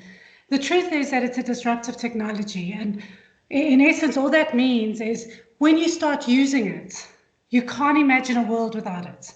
And I started experimenting with ChatGPT about 8 months ago, and it has become a daily part of my life. I do not ask ChatGPT for content ever, but it helps me write better. And recently I went on a workshop at the University of Johannesburg to better understand how to use ChatGPT in research and writing. And in essence, what they're saying is that this is inevitable. We cannot pretend it doesn't exist. We cannot ban it. It is part of progression in society, good or bad. It is part of progression. And their view, which I found really enlightening in the academic space, is that it is going to equal the playing grounds for people who are not English speakers to write academically. So people who are writing within an English university around the world, this is not just in South Africa, can use ChatGPT to help them write more professionally, not to give them the content. So you're still developing all your information, your ideas, your perspectives of the world, but ChatGPT is helping you write it in a way that is acceptable for, in this context, university. And I thought that's a really interesting leveling of a certain playing ground. The one issue that does come up, which one of the interviewees, Ingrid Kopp, mentioned, was that in South Africa, so many people don't even have access to the internet.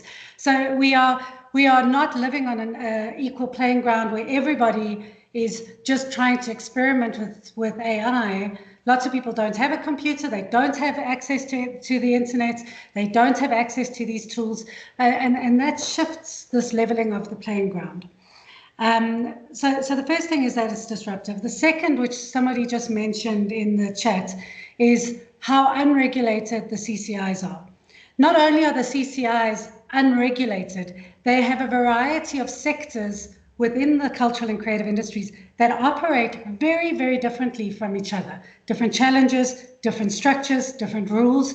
And how can you assume that policies put on in this very, very new technology will be implemented when for decades we've been trying to get some level of structure in our industry, and that still hasn't come to pass. So that's a real challenge, is this notion that getting policy will resolve these issues. The second issue with this, adapting and bringing on board policy of AI, is how slowly government infrastructure works and how slowly policy change is implemented. By the time we get implementation of policy of the current AI reality, it will be outdated. So I'm not sure policy on ethics, on trademarks, on I'm not sure that it's going to actually resolve the problem at the speed we need it to, which is a very, very big challenge. The one last thing I want to say is what Chocolate Tribe mentioned, which I find a very concerning elements of AI, is in industries that are starting to implement AI is being used to do a lot of the slog work. So the work that takes lots of time, the work that takes lots of unskilled labor or low skill labor, AI is really good at that. It is not very good at the high end creativity. It's not very good at coming up with robust, relevant storytelling or ideas, but it is very, very good at the lower end. So where this might be a huge problem in time to come is that our youth entering the industries are not able to learn on the job. They're not able to do those simple works that elevate their understanding, their skill, and their creative process, because that work is being done by a tool that is much faster, much more efficient, and much, much cheaper. And that's a really big challenge. So, the truth is we have no choice. It is coming, it is here. It's just going to get more and more as it learns and as it grows.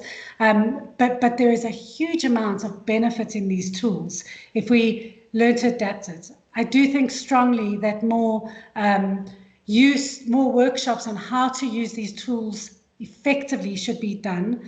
I lecture third-year visual arts students, and in their assignment submission, lots of them just put in the assignments into ChatGPT, and then I got that. It is so obvious because the bias is there. A lot of the content is American-based. So it's not what I lectured them on in class. It's information that they're just finding online through ChatGPT. But they have not been taught how to use this tool, how to better their information and their output through these tools. So I don't think it's their fault. I think it's those in power, those in leadership need to be implementing training for themselves and for youth to get a sense of how to use this inevitable technology. That's it for me.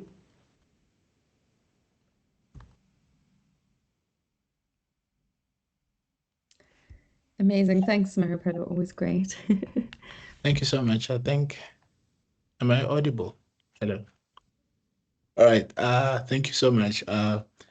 Well, I want to start to saying to Maripela, for the students in academic institutions, it's absolutely their fault. There's ways in which we do these things, and there's policies in place. So there's fair use policies, and they just choose not to follow them. But I think my contribution is very minimal, colleagues. I think the report speaks for itself, and I think Amy has done a fantastic job of outlining some of the key issues that we found and some of the propositions that we make. 2 points that I just wish to make, maybe to highlight something that has already been presented by the two colleagues that have spoken, is on the first hand, and very importantly, AI is a tool. And sometimes we tend to anthropomorphize it and give it human qualities and then kind of have crazy expectations from it and become very upset when it does not fulfill set expectations. But it's a tool, and because it's a tool, it has very good capabilities, just like a calculator, but it has limitations as well.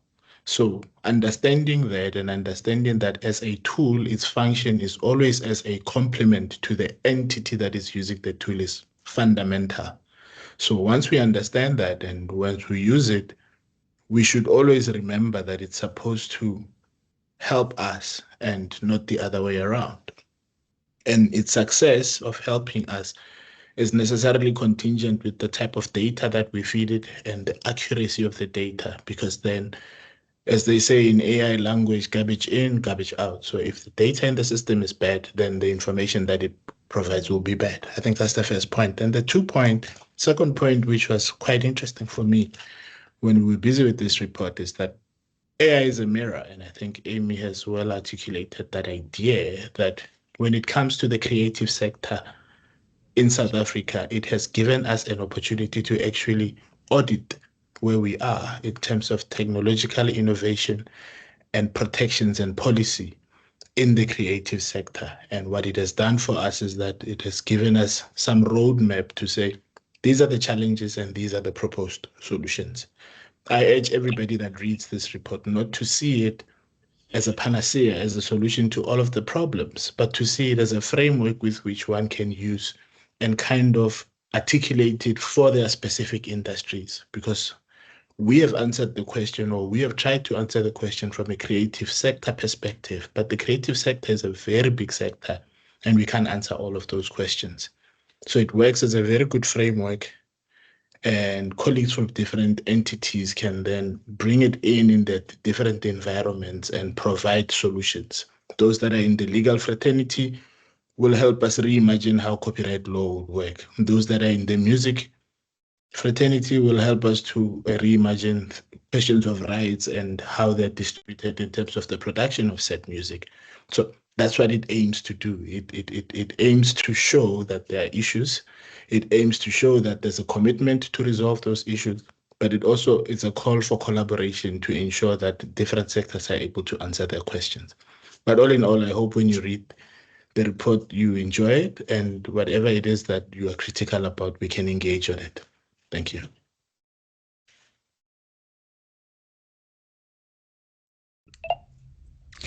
Thank you, Karabo. And again, thank you, colleagues, everyone, for the contribution. It's really, your insights into the report are great.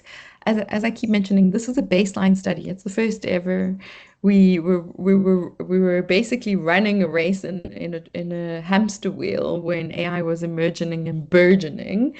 And to keep pace with the most recent information, the most recent news was an endless ongoing journey, and it still is. So I think yeah, it's been such an interesting journey. But yeah, I think Mercy, I don't know if you want to say anything or if you want to open it up to the floor.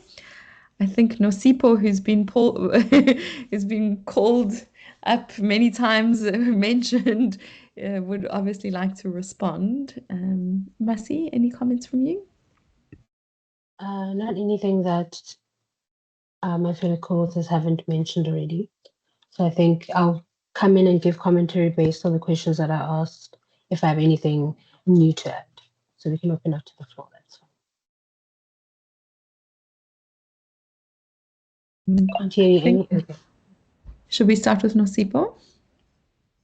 Yes, I think we can unmute you, allow mic. There we go.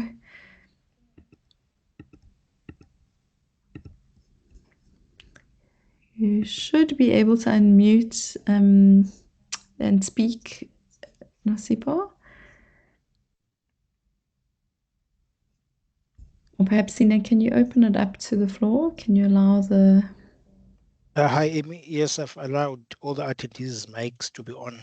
They must just unmute themselves. Okay. Hi. Hi, guys. Can you hear me? Yes. Okay, Yes. brilliant. I think the camera is also switched off, but that's fine. My makeup is not on point today, so you don't have to see.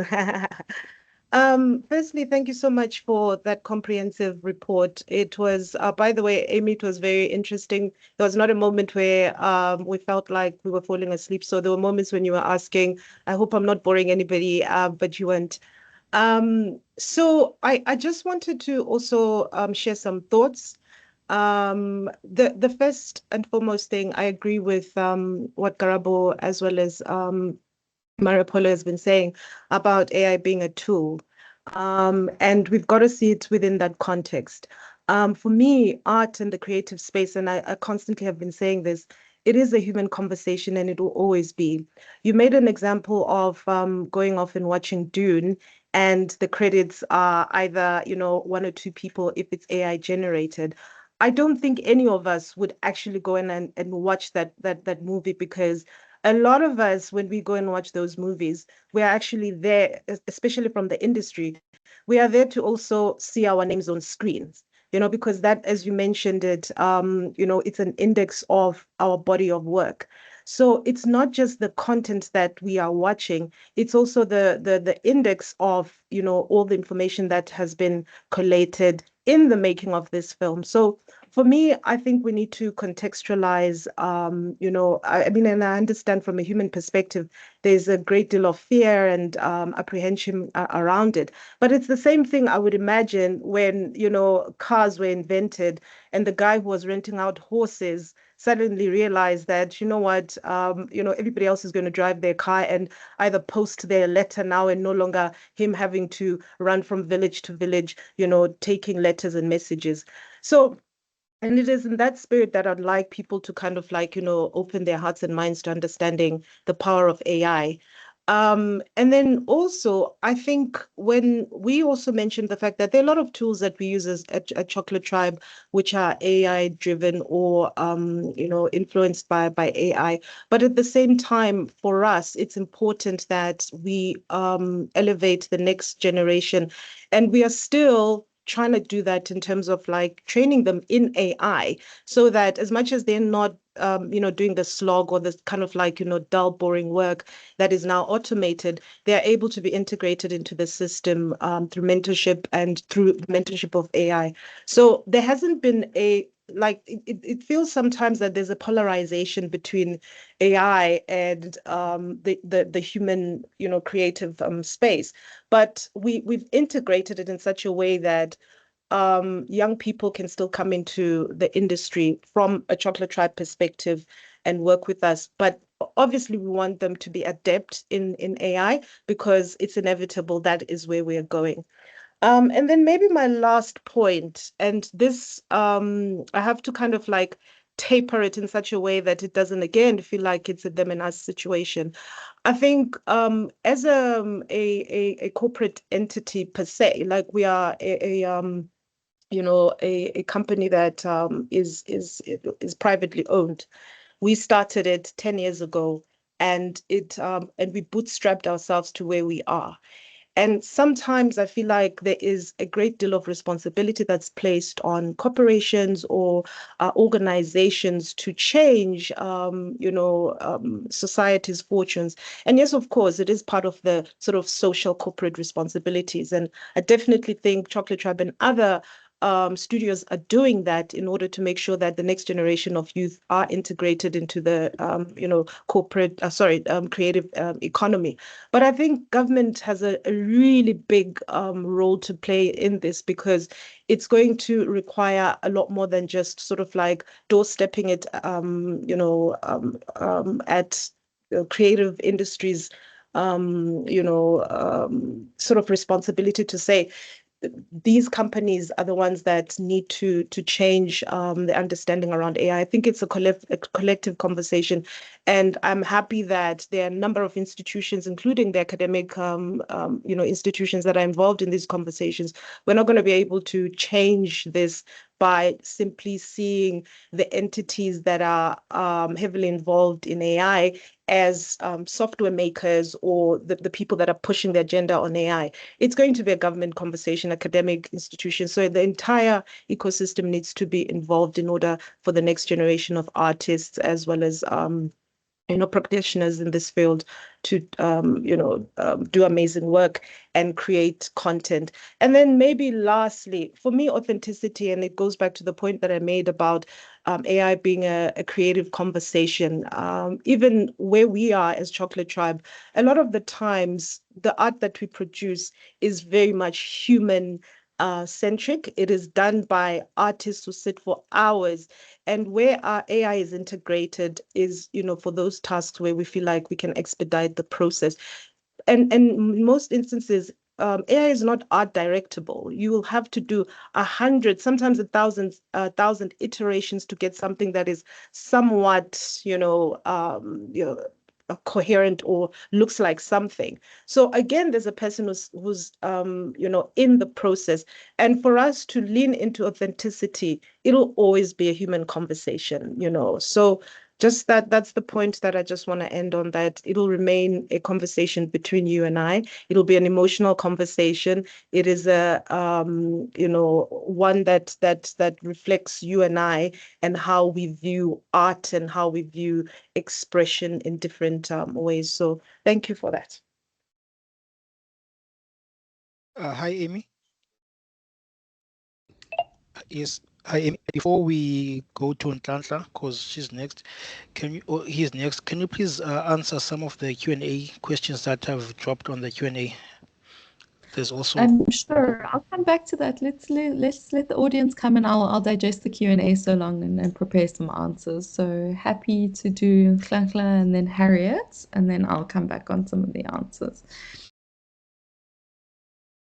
Hi, Amy. Can you hear me? Yes, go ahead. Can you hear me? Yes, go ahead.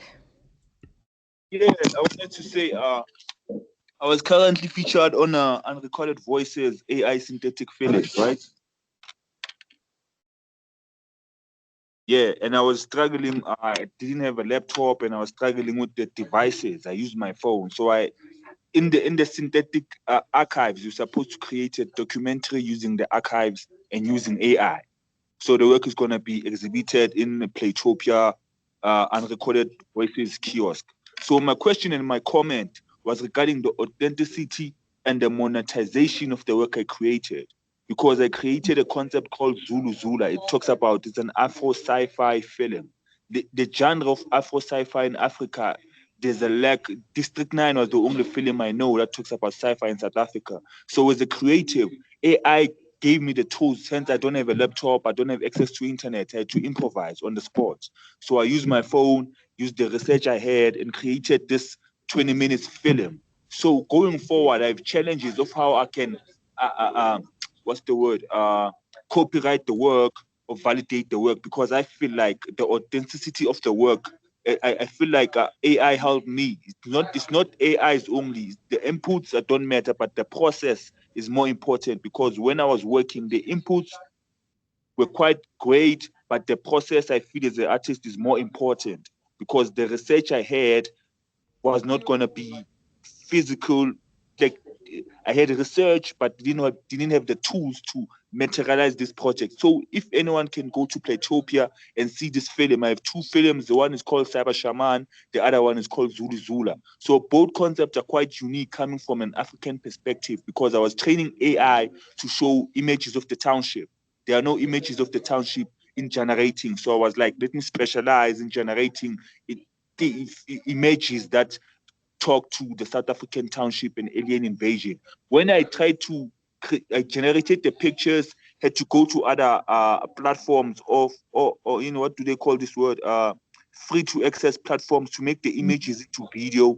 Then I edit the videos using a video editor. Then it becomes a full film. And I was like, oh, wow, this is an innovation. It's a forward step for African artists who have information and narratives that are not yet recorded, because getting a script writer, getting cameras, the animation essay, those are complex. There's red tapes in getting in there.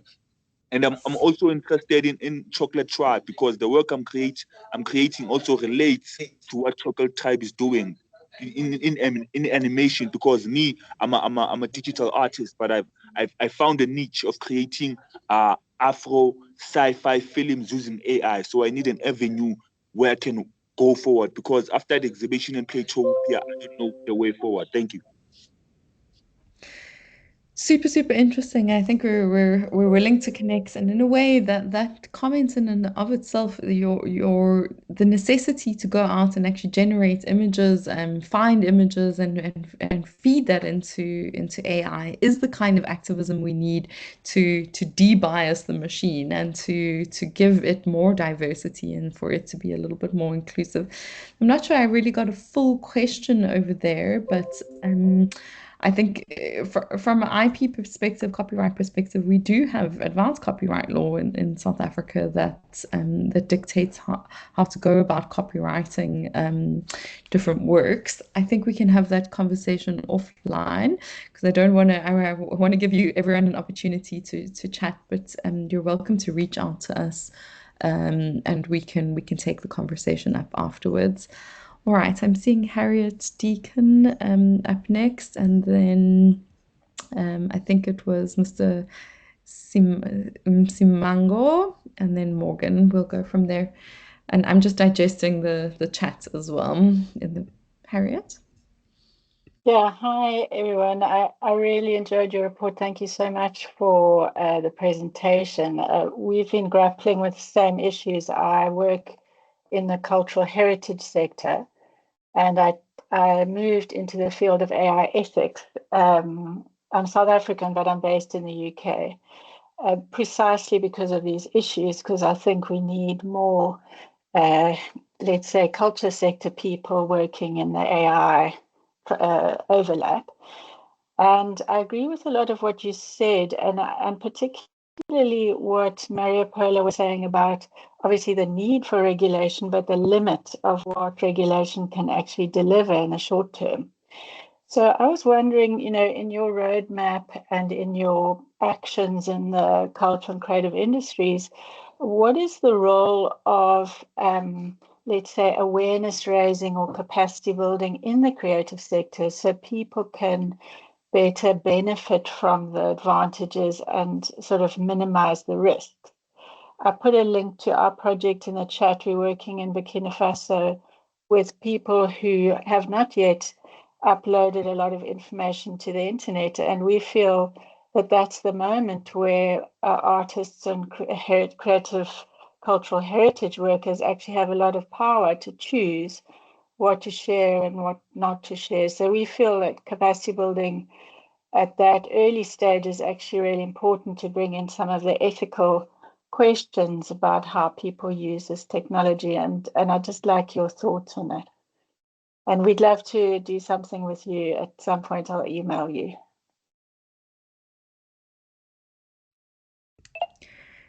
Perfect. I'm not sure, Maria Paula, did you want to respond? And then I can come. I'll respond a little bit of what you're asking. I think in South Africa we have a very looming challenge that 60% of our youth are unemployed.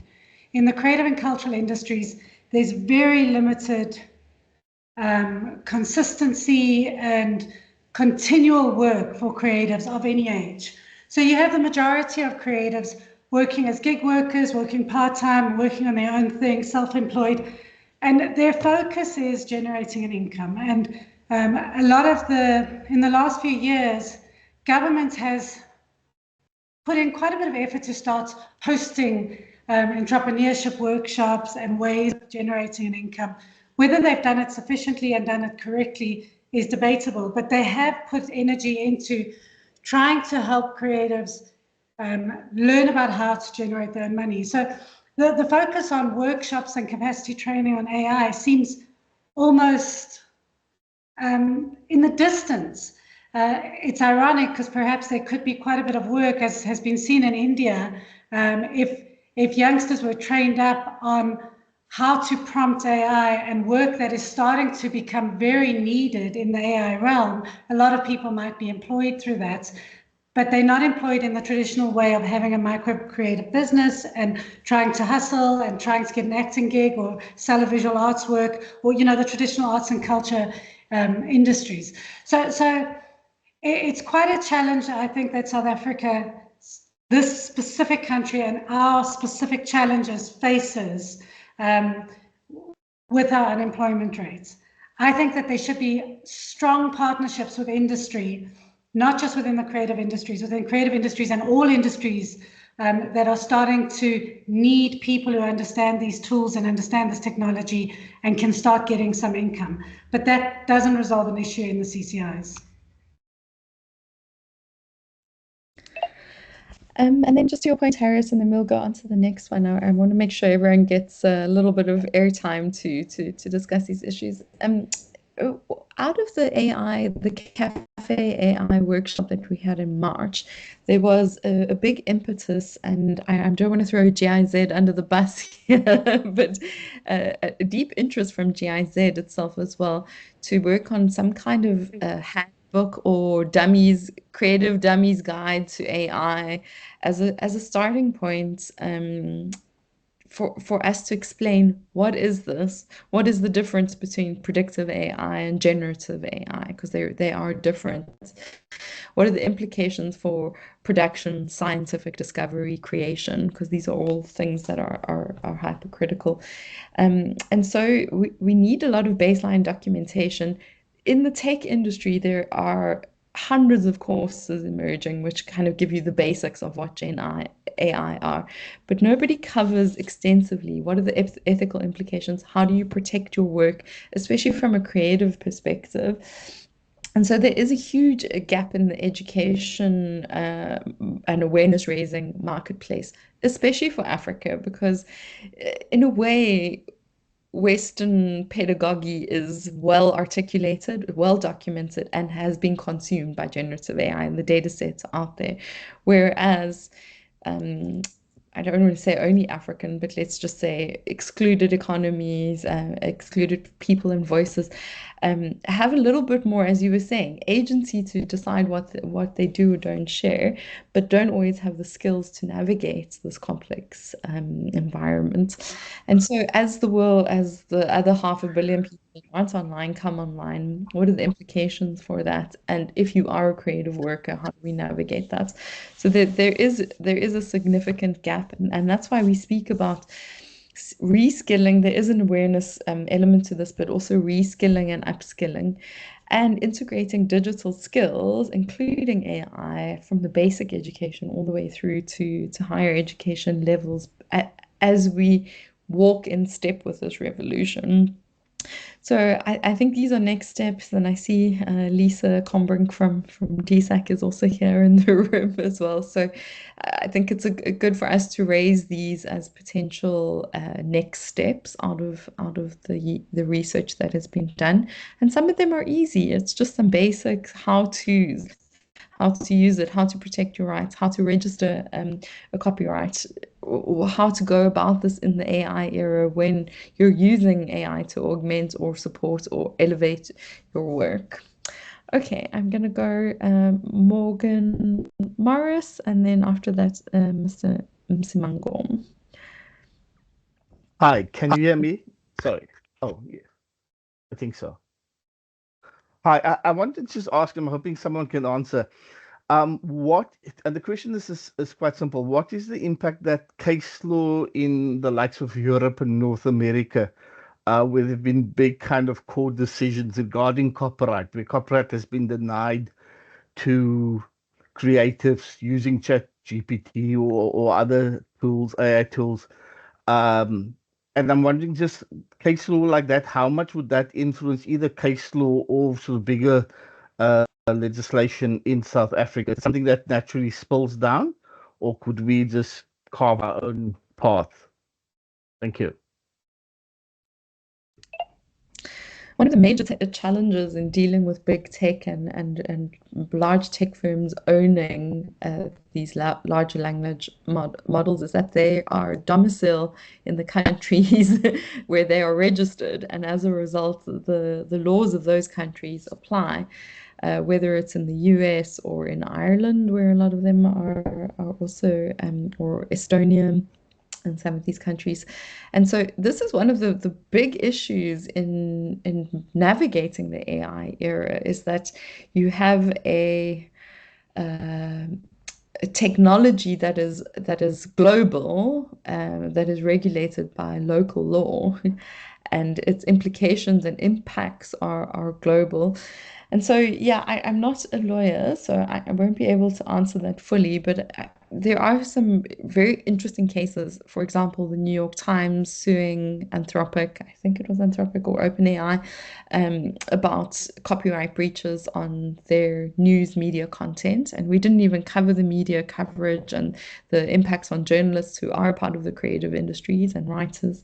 There are significant impacts that are flowing from taking copywritten journalistic stories and covering that. And so there are emerging cases globally. I'm not sure how it's applied locally in the South African context, but again, to my point, I think as the African Union, and there is a question in the chat about this, the African Union is making significant headway. It's released its AI policy in July this year. We quickly reference it in the report, but we didn't, because the cutoff was July, we weren't able to completely digest the implications of that. There is the African AI Observatory, which is doing incredible work on a continental-wide approach to navigating the AI era. South Africa itself, we have our draft documents, AI policy documents. So we're trying to keep pace, but to Mariupola's point, the policy production cycle is much slower. We also have to be able to take things into our own hands. I think Nosipho is a lawyer as well, so she can probably answer this question a little bit better than I can. And then I know Masi did have some questions, and then we'll go to Mr. Msimango. Do you want me to jump in just to Go ahead, thank you. I know your lawyer hat's on. Well, former practicing. I'm no longer in practice, but I keep in touch with what's happening in the industry. Just to share some thoughts around that. The first thing is obviously in South African law, if there isn't a case or precedence that we can lean on, the next step is to look at, either regional or a continental precedence. And if there's nothing, you then go to the sort of an international, space to look at what has happened in the international space. And currently, there was a US Supreme Court where this lady, I think it was a comic book called Zoria, The Dawn, where she created an AI-generated comic. And then asked, obviously, for it to be protected. And then they initially did that. Upon investigation, they then found that the artwork was AI generated, but the script had been generated by the artist. So what the Supreme Court held or came up with as a judgment was that they can protect the human created artwork, which is her script, but the AI generated aspect cannot be protected because copyright protects human inventions. So I don't know if that answers you, but at least it throws some nuggets of where copyright law lies in this case. But obviously, it being an emerging legal space as well, there may be new precedents or new thoughts around it. So yeah, just my 2 cents in that conversation. Hope it helps. Awesome. Thanks for bringing your legal hats. All right, let's go with, I think it's Mr. Msimango. Msimango? Molweni sanibonani. Can you hear me? Molo, kunjani? Yebo, phila kakhulu. Yeah, I don't know if I'm audible enough. Yes, can you you are. not see me? Can you not hear me? No, we can hear you. Go ahead. Clearly, okay. So I posed my questions on the chat. I sent through them. Message. I did send through to the Q&A. I don't know if I should read them or will you read, but to make it easy for everybody, let me just read. So the first one is, to what extent would you say is extreme for AI generated content that poses a clear threat on human engagement for the creation of such as AI fostered? So basically, I just want to know, are there any limits in terms of AI generated content, right? In relationships to what human people create, right, from their own generative mindset or creativity. So I'm just asking for the limitations, if any, right, concerning the barriers that generative AI may be able to just induce in terms of stopping or blocking people's thinking. Okay. The second question is, on a broad scope of AI versus VFX, or a fusion of both, so to speak, what is the limit, in your opinion, if any, for our creative input from the piloting director and or producer of whatever genre? So this one kind of diverges from what you spoke about through the whole lecture. So I just wanted to know here what is, if you broaden the scope of AI, putting in VFX, because it's kind of the same, but I know that it's very much broad, this AI thing, but it's kind of roots off from VFX. It's just tech input. So I just want to know what is the limit in terms of your opinion as a experienced figure in this industry for creative input from the directing or the producing side of whatever film, whatever genre, whatever style or type of story going on, right? The last question is, on a pedantic focus of Afrocentric content, AI makes a larger footprint that grips an unnoticed hold on room for genuine and raw material for the screens or otherwise. What then should benchmark the artificiality of true versus untrue cultural observations to the best of our interests as Africans?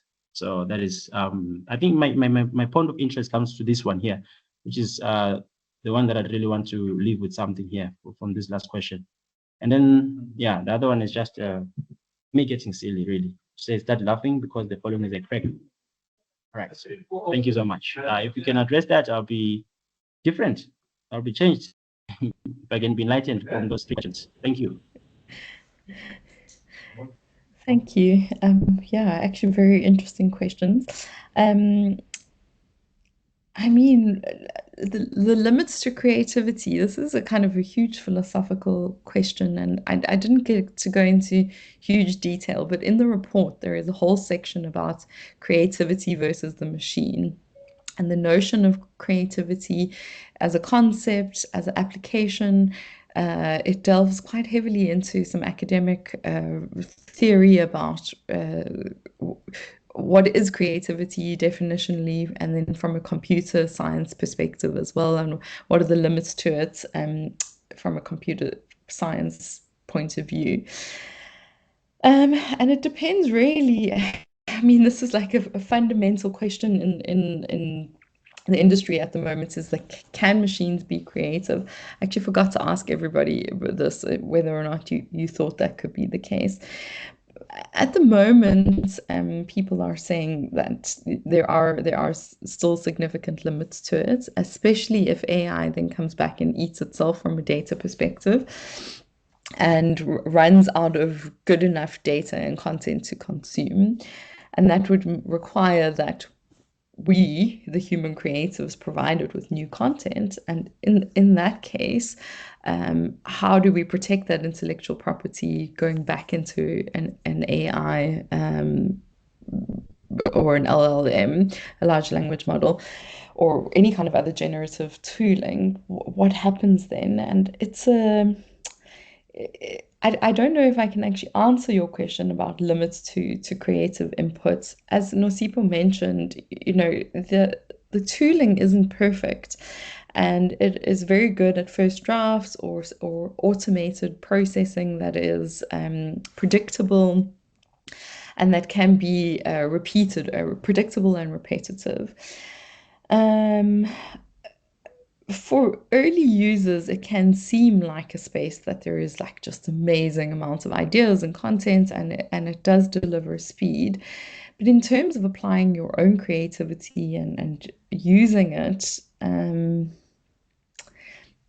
I think that is limitless, and it's based on our experiences and ideas of the actual real world. Because one of the things that AI cannot do is it's synthetic. It cannot experience the real world. It can mimic emotions. It's a mirror of what we have digitized, a body of knowledge over 500 years since the written word. And so as a result, it can only reflect back at us what we have put into it to some extent. Now there are some synapse work that is happening in the AI field, and there is an argument that we can go to new levels, and there's a possibility that we may reach super intelligence at some point. The data isn't clean, it's dirty. Humans aren't predictable. They were not as predictable as AI is. And as a result, our creativity is limitless in a way, but it is also limited by the tooling that we have to express that. And it's about striking that balance.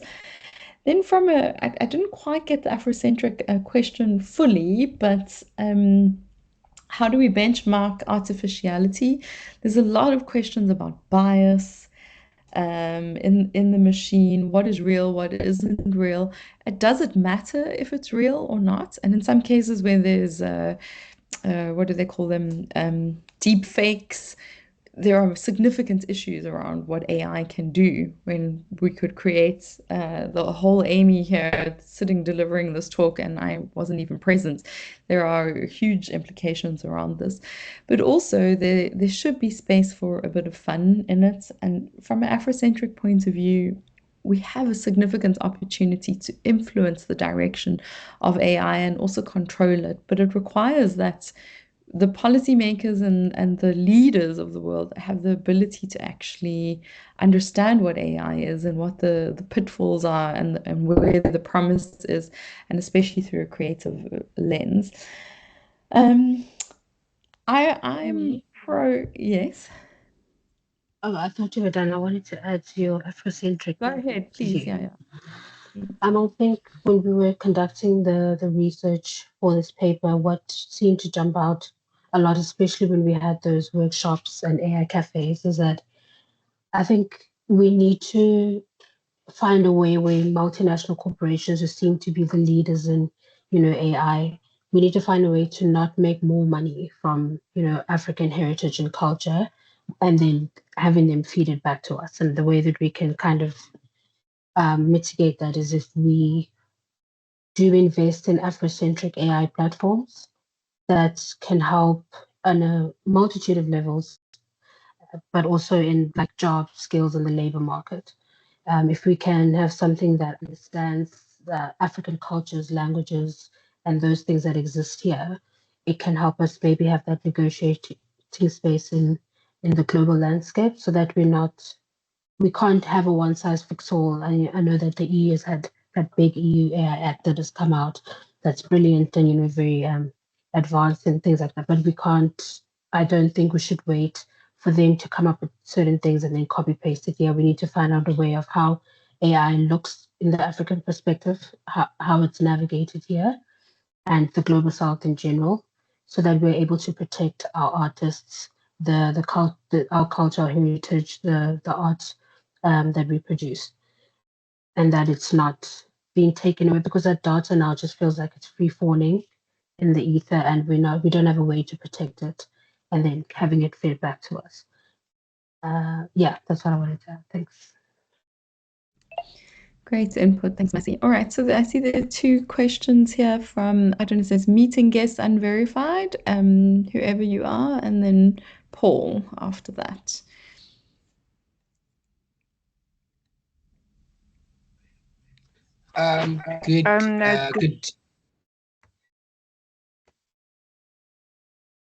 Good day, everyone. I think it's Lokshi Mobile Library, the one that is unverified. Lito, hi, how are you? Yes, hi, I'm all great, thanks. Yeah, I think the previous speaker kind of touched on my question, because also my question was just regarding the fact that I mean, like the African continent as a whole, we've been sidelined when it comes to economic growth or like all of this revolution that we've experienced in the past years, including this one that is taking place right now, which is AI. And for me, I kind of see a potential risk or danger because of we have different contexts, right? And I mean, like with the use of technology and the information that we get right now, there's a huge gap, I mean, like all of these tools are created from the Europe countries or upper first world class countries, and it's quite hectic because we are totally different. So also my question is how do we really make use of these tools so that we can how do we create our own tools that can be able to understand who we are and be able to shape and change the challenges that we face on a daily basis as artists or as civil societies. Thank you. Thanks, Lita. Really great. And I think this is a fundamental question that we're all asking, and it's one that bears it reveals some gaps that we have in our education markets, unfortunately, as well. But in that we need many more data scientists, computer scientists, machine learning experts who are from diverse cultural backgrounds to actually be working on these LLMs. I encourage you to please look at Lalape AI, and maybe someone can put that link in the chats there, and hear about what they are doing. They are trying to build a 12-language, a large language model in 12 African languages. That actually helps because culture is carried a lot through practice, ritual, and through language. And so these large language models are vectors or for transmitting cultural change, and they're super important that we develop our own. However, there are huge limitations to that. Data, skills, the actual infrastructure, having huge data centers, cloud infrastructure to actually build this. And this is where governments and the private sector, and we mentioned this in the report, can come together to actually support the development of an African AI industry. And for that, creative people can play a major role because of the amount of content that we produce, the stories that we tell, the artworks that we have, the cultural artifacts that we digitize and produce that can feed into these generative AI tooling. So in a way, this is our co-responsibility, but it's about matchmaking the computer scientists who do exist on the African continent with creative practitioners, and that's not always like a natural fit. And so how do we engineer these meetings and relationships where the AI industry or the tech industry, the data and computer science industry meets with the creative industries and comes up with solutions to the problems, which is what tech, effectively the philosophy of the tech industry is that they respond to problems with technological solutions. So, I mean, I think there is scope for platforms like this and the creation of that, but there's also important outreach that we can just do. Boom. Reach out to the Lalapa AI team, see if we can get involved, see if we can perhaps even have conferences or meetings that collide these two industries together. Paul.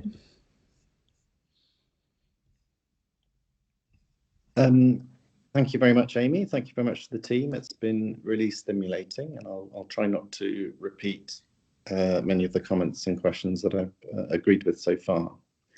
I'm very interested in whether AI can be genuinely creative and innovative. And if the tools that we're using are looking backwards at the massive creativity that humans have generated in the past from their lived experience, from their emotions, whether if we are using that as our database, AI will tend towards a rather bland middle or an algorithmic middle that people want to consume. And I think my straight question is whether AI can accommodate paradigm or big shifts in sentiment in the human experience. So, for example, at the end of the 1970s, if AI existed looking backwards at the creative mass of music before it, would AI have created punk? In the late 1980s, would AI have created electronic dance music? And I suspect the answer is not, because it's learning from the things that happened before, and it doesn't take into the context of cultural disaffection, of historical change, of changes in our values, of changes in our economic or social systems around us. So I just think we have to be very wary about how subservient we are to AI, to not let it determine a bland course of creativity in the future, but rather allow the humans that control AI to accept much bigger, radical shifts in how we think and what we create as a result. Super interesting question as well, and it's making me think of a phrase called the revolution will be digitalized, and actually, or digitized.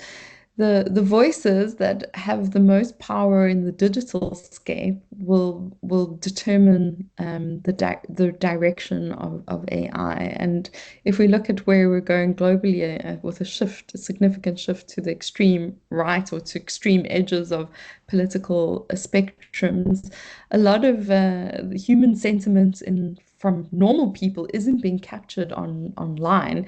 And so there's a complete distortion if you're applying AI and machine learning technologies to look at social media listening to get social sentiment. which is one way to measure. AI can actually then, and it's not all about generative AI and creative AI.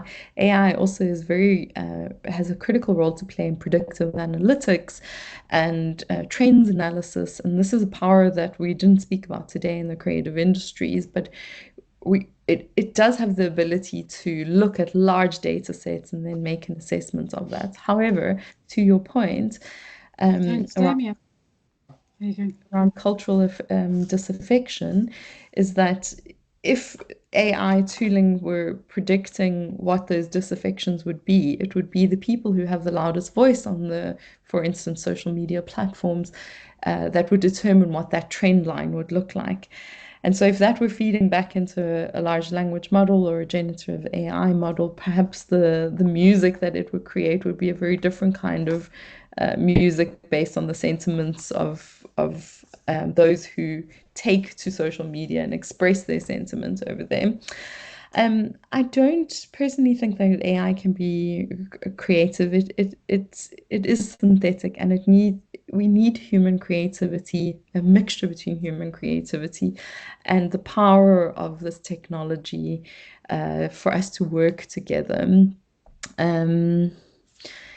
Yeah, it's a it's a very interesting debate that I don't know really. There are no precise and concise answers in this, where the revolution is being philosophized as we move through it.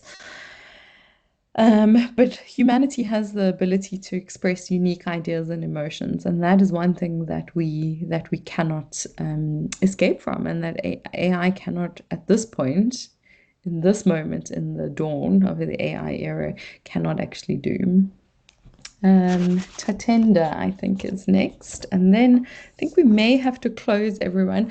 What I will do is look through the chat and respond to some of the questions that have been raised over there a little bit more in depth and take them on board as commentary to the process. Okay, final question from Tatenda.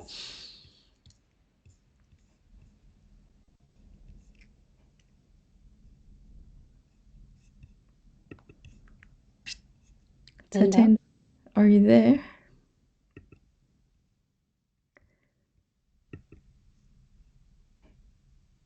Okay, I'm not sure if they're there. All right, so go ahead, Maripela.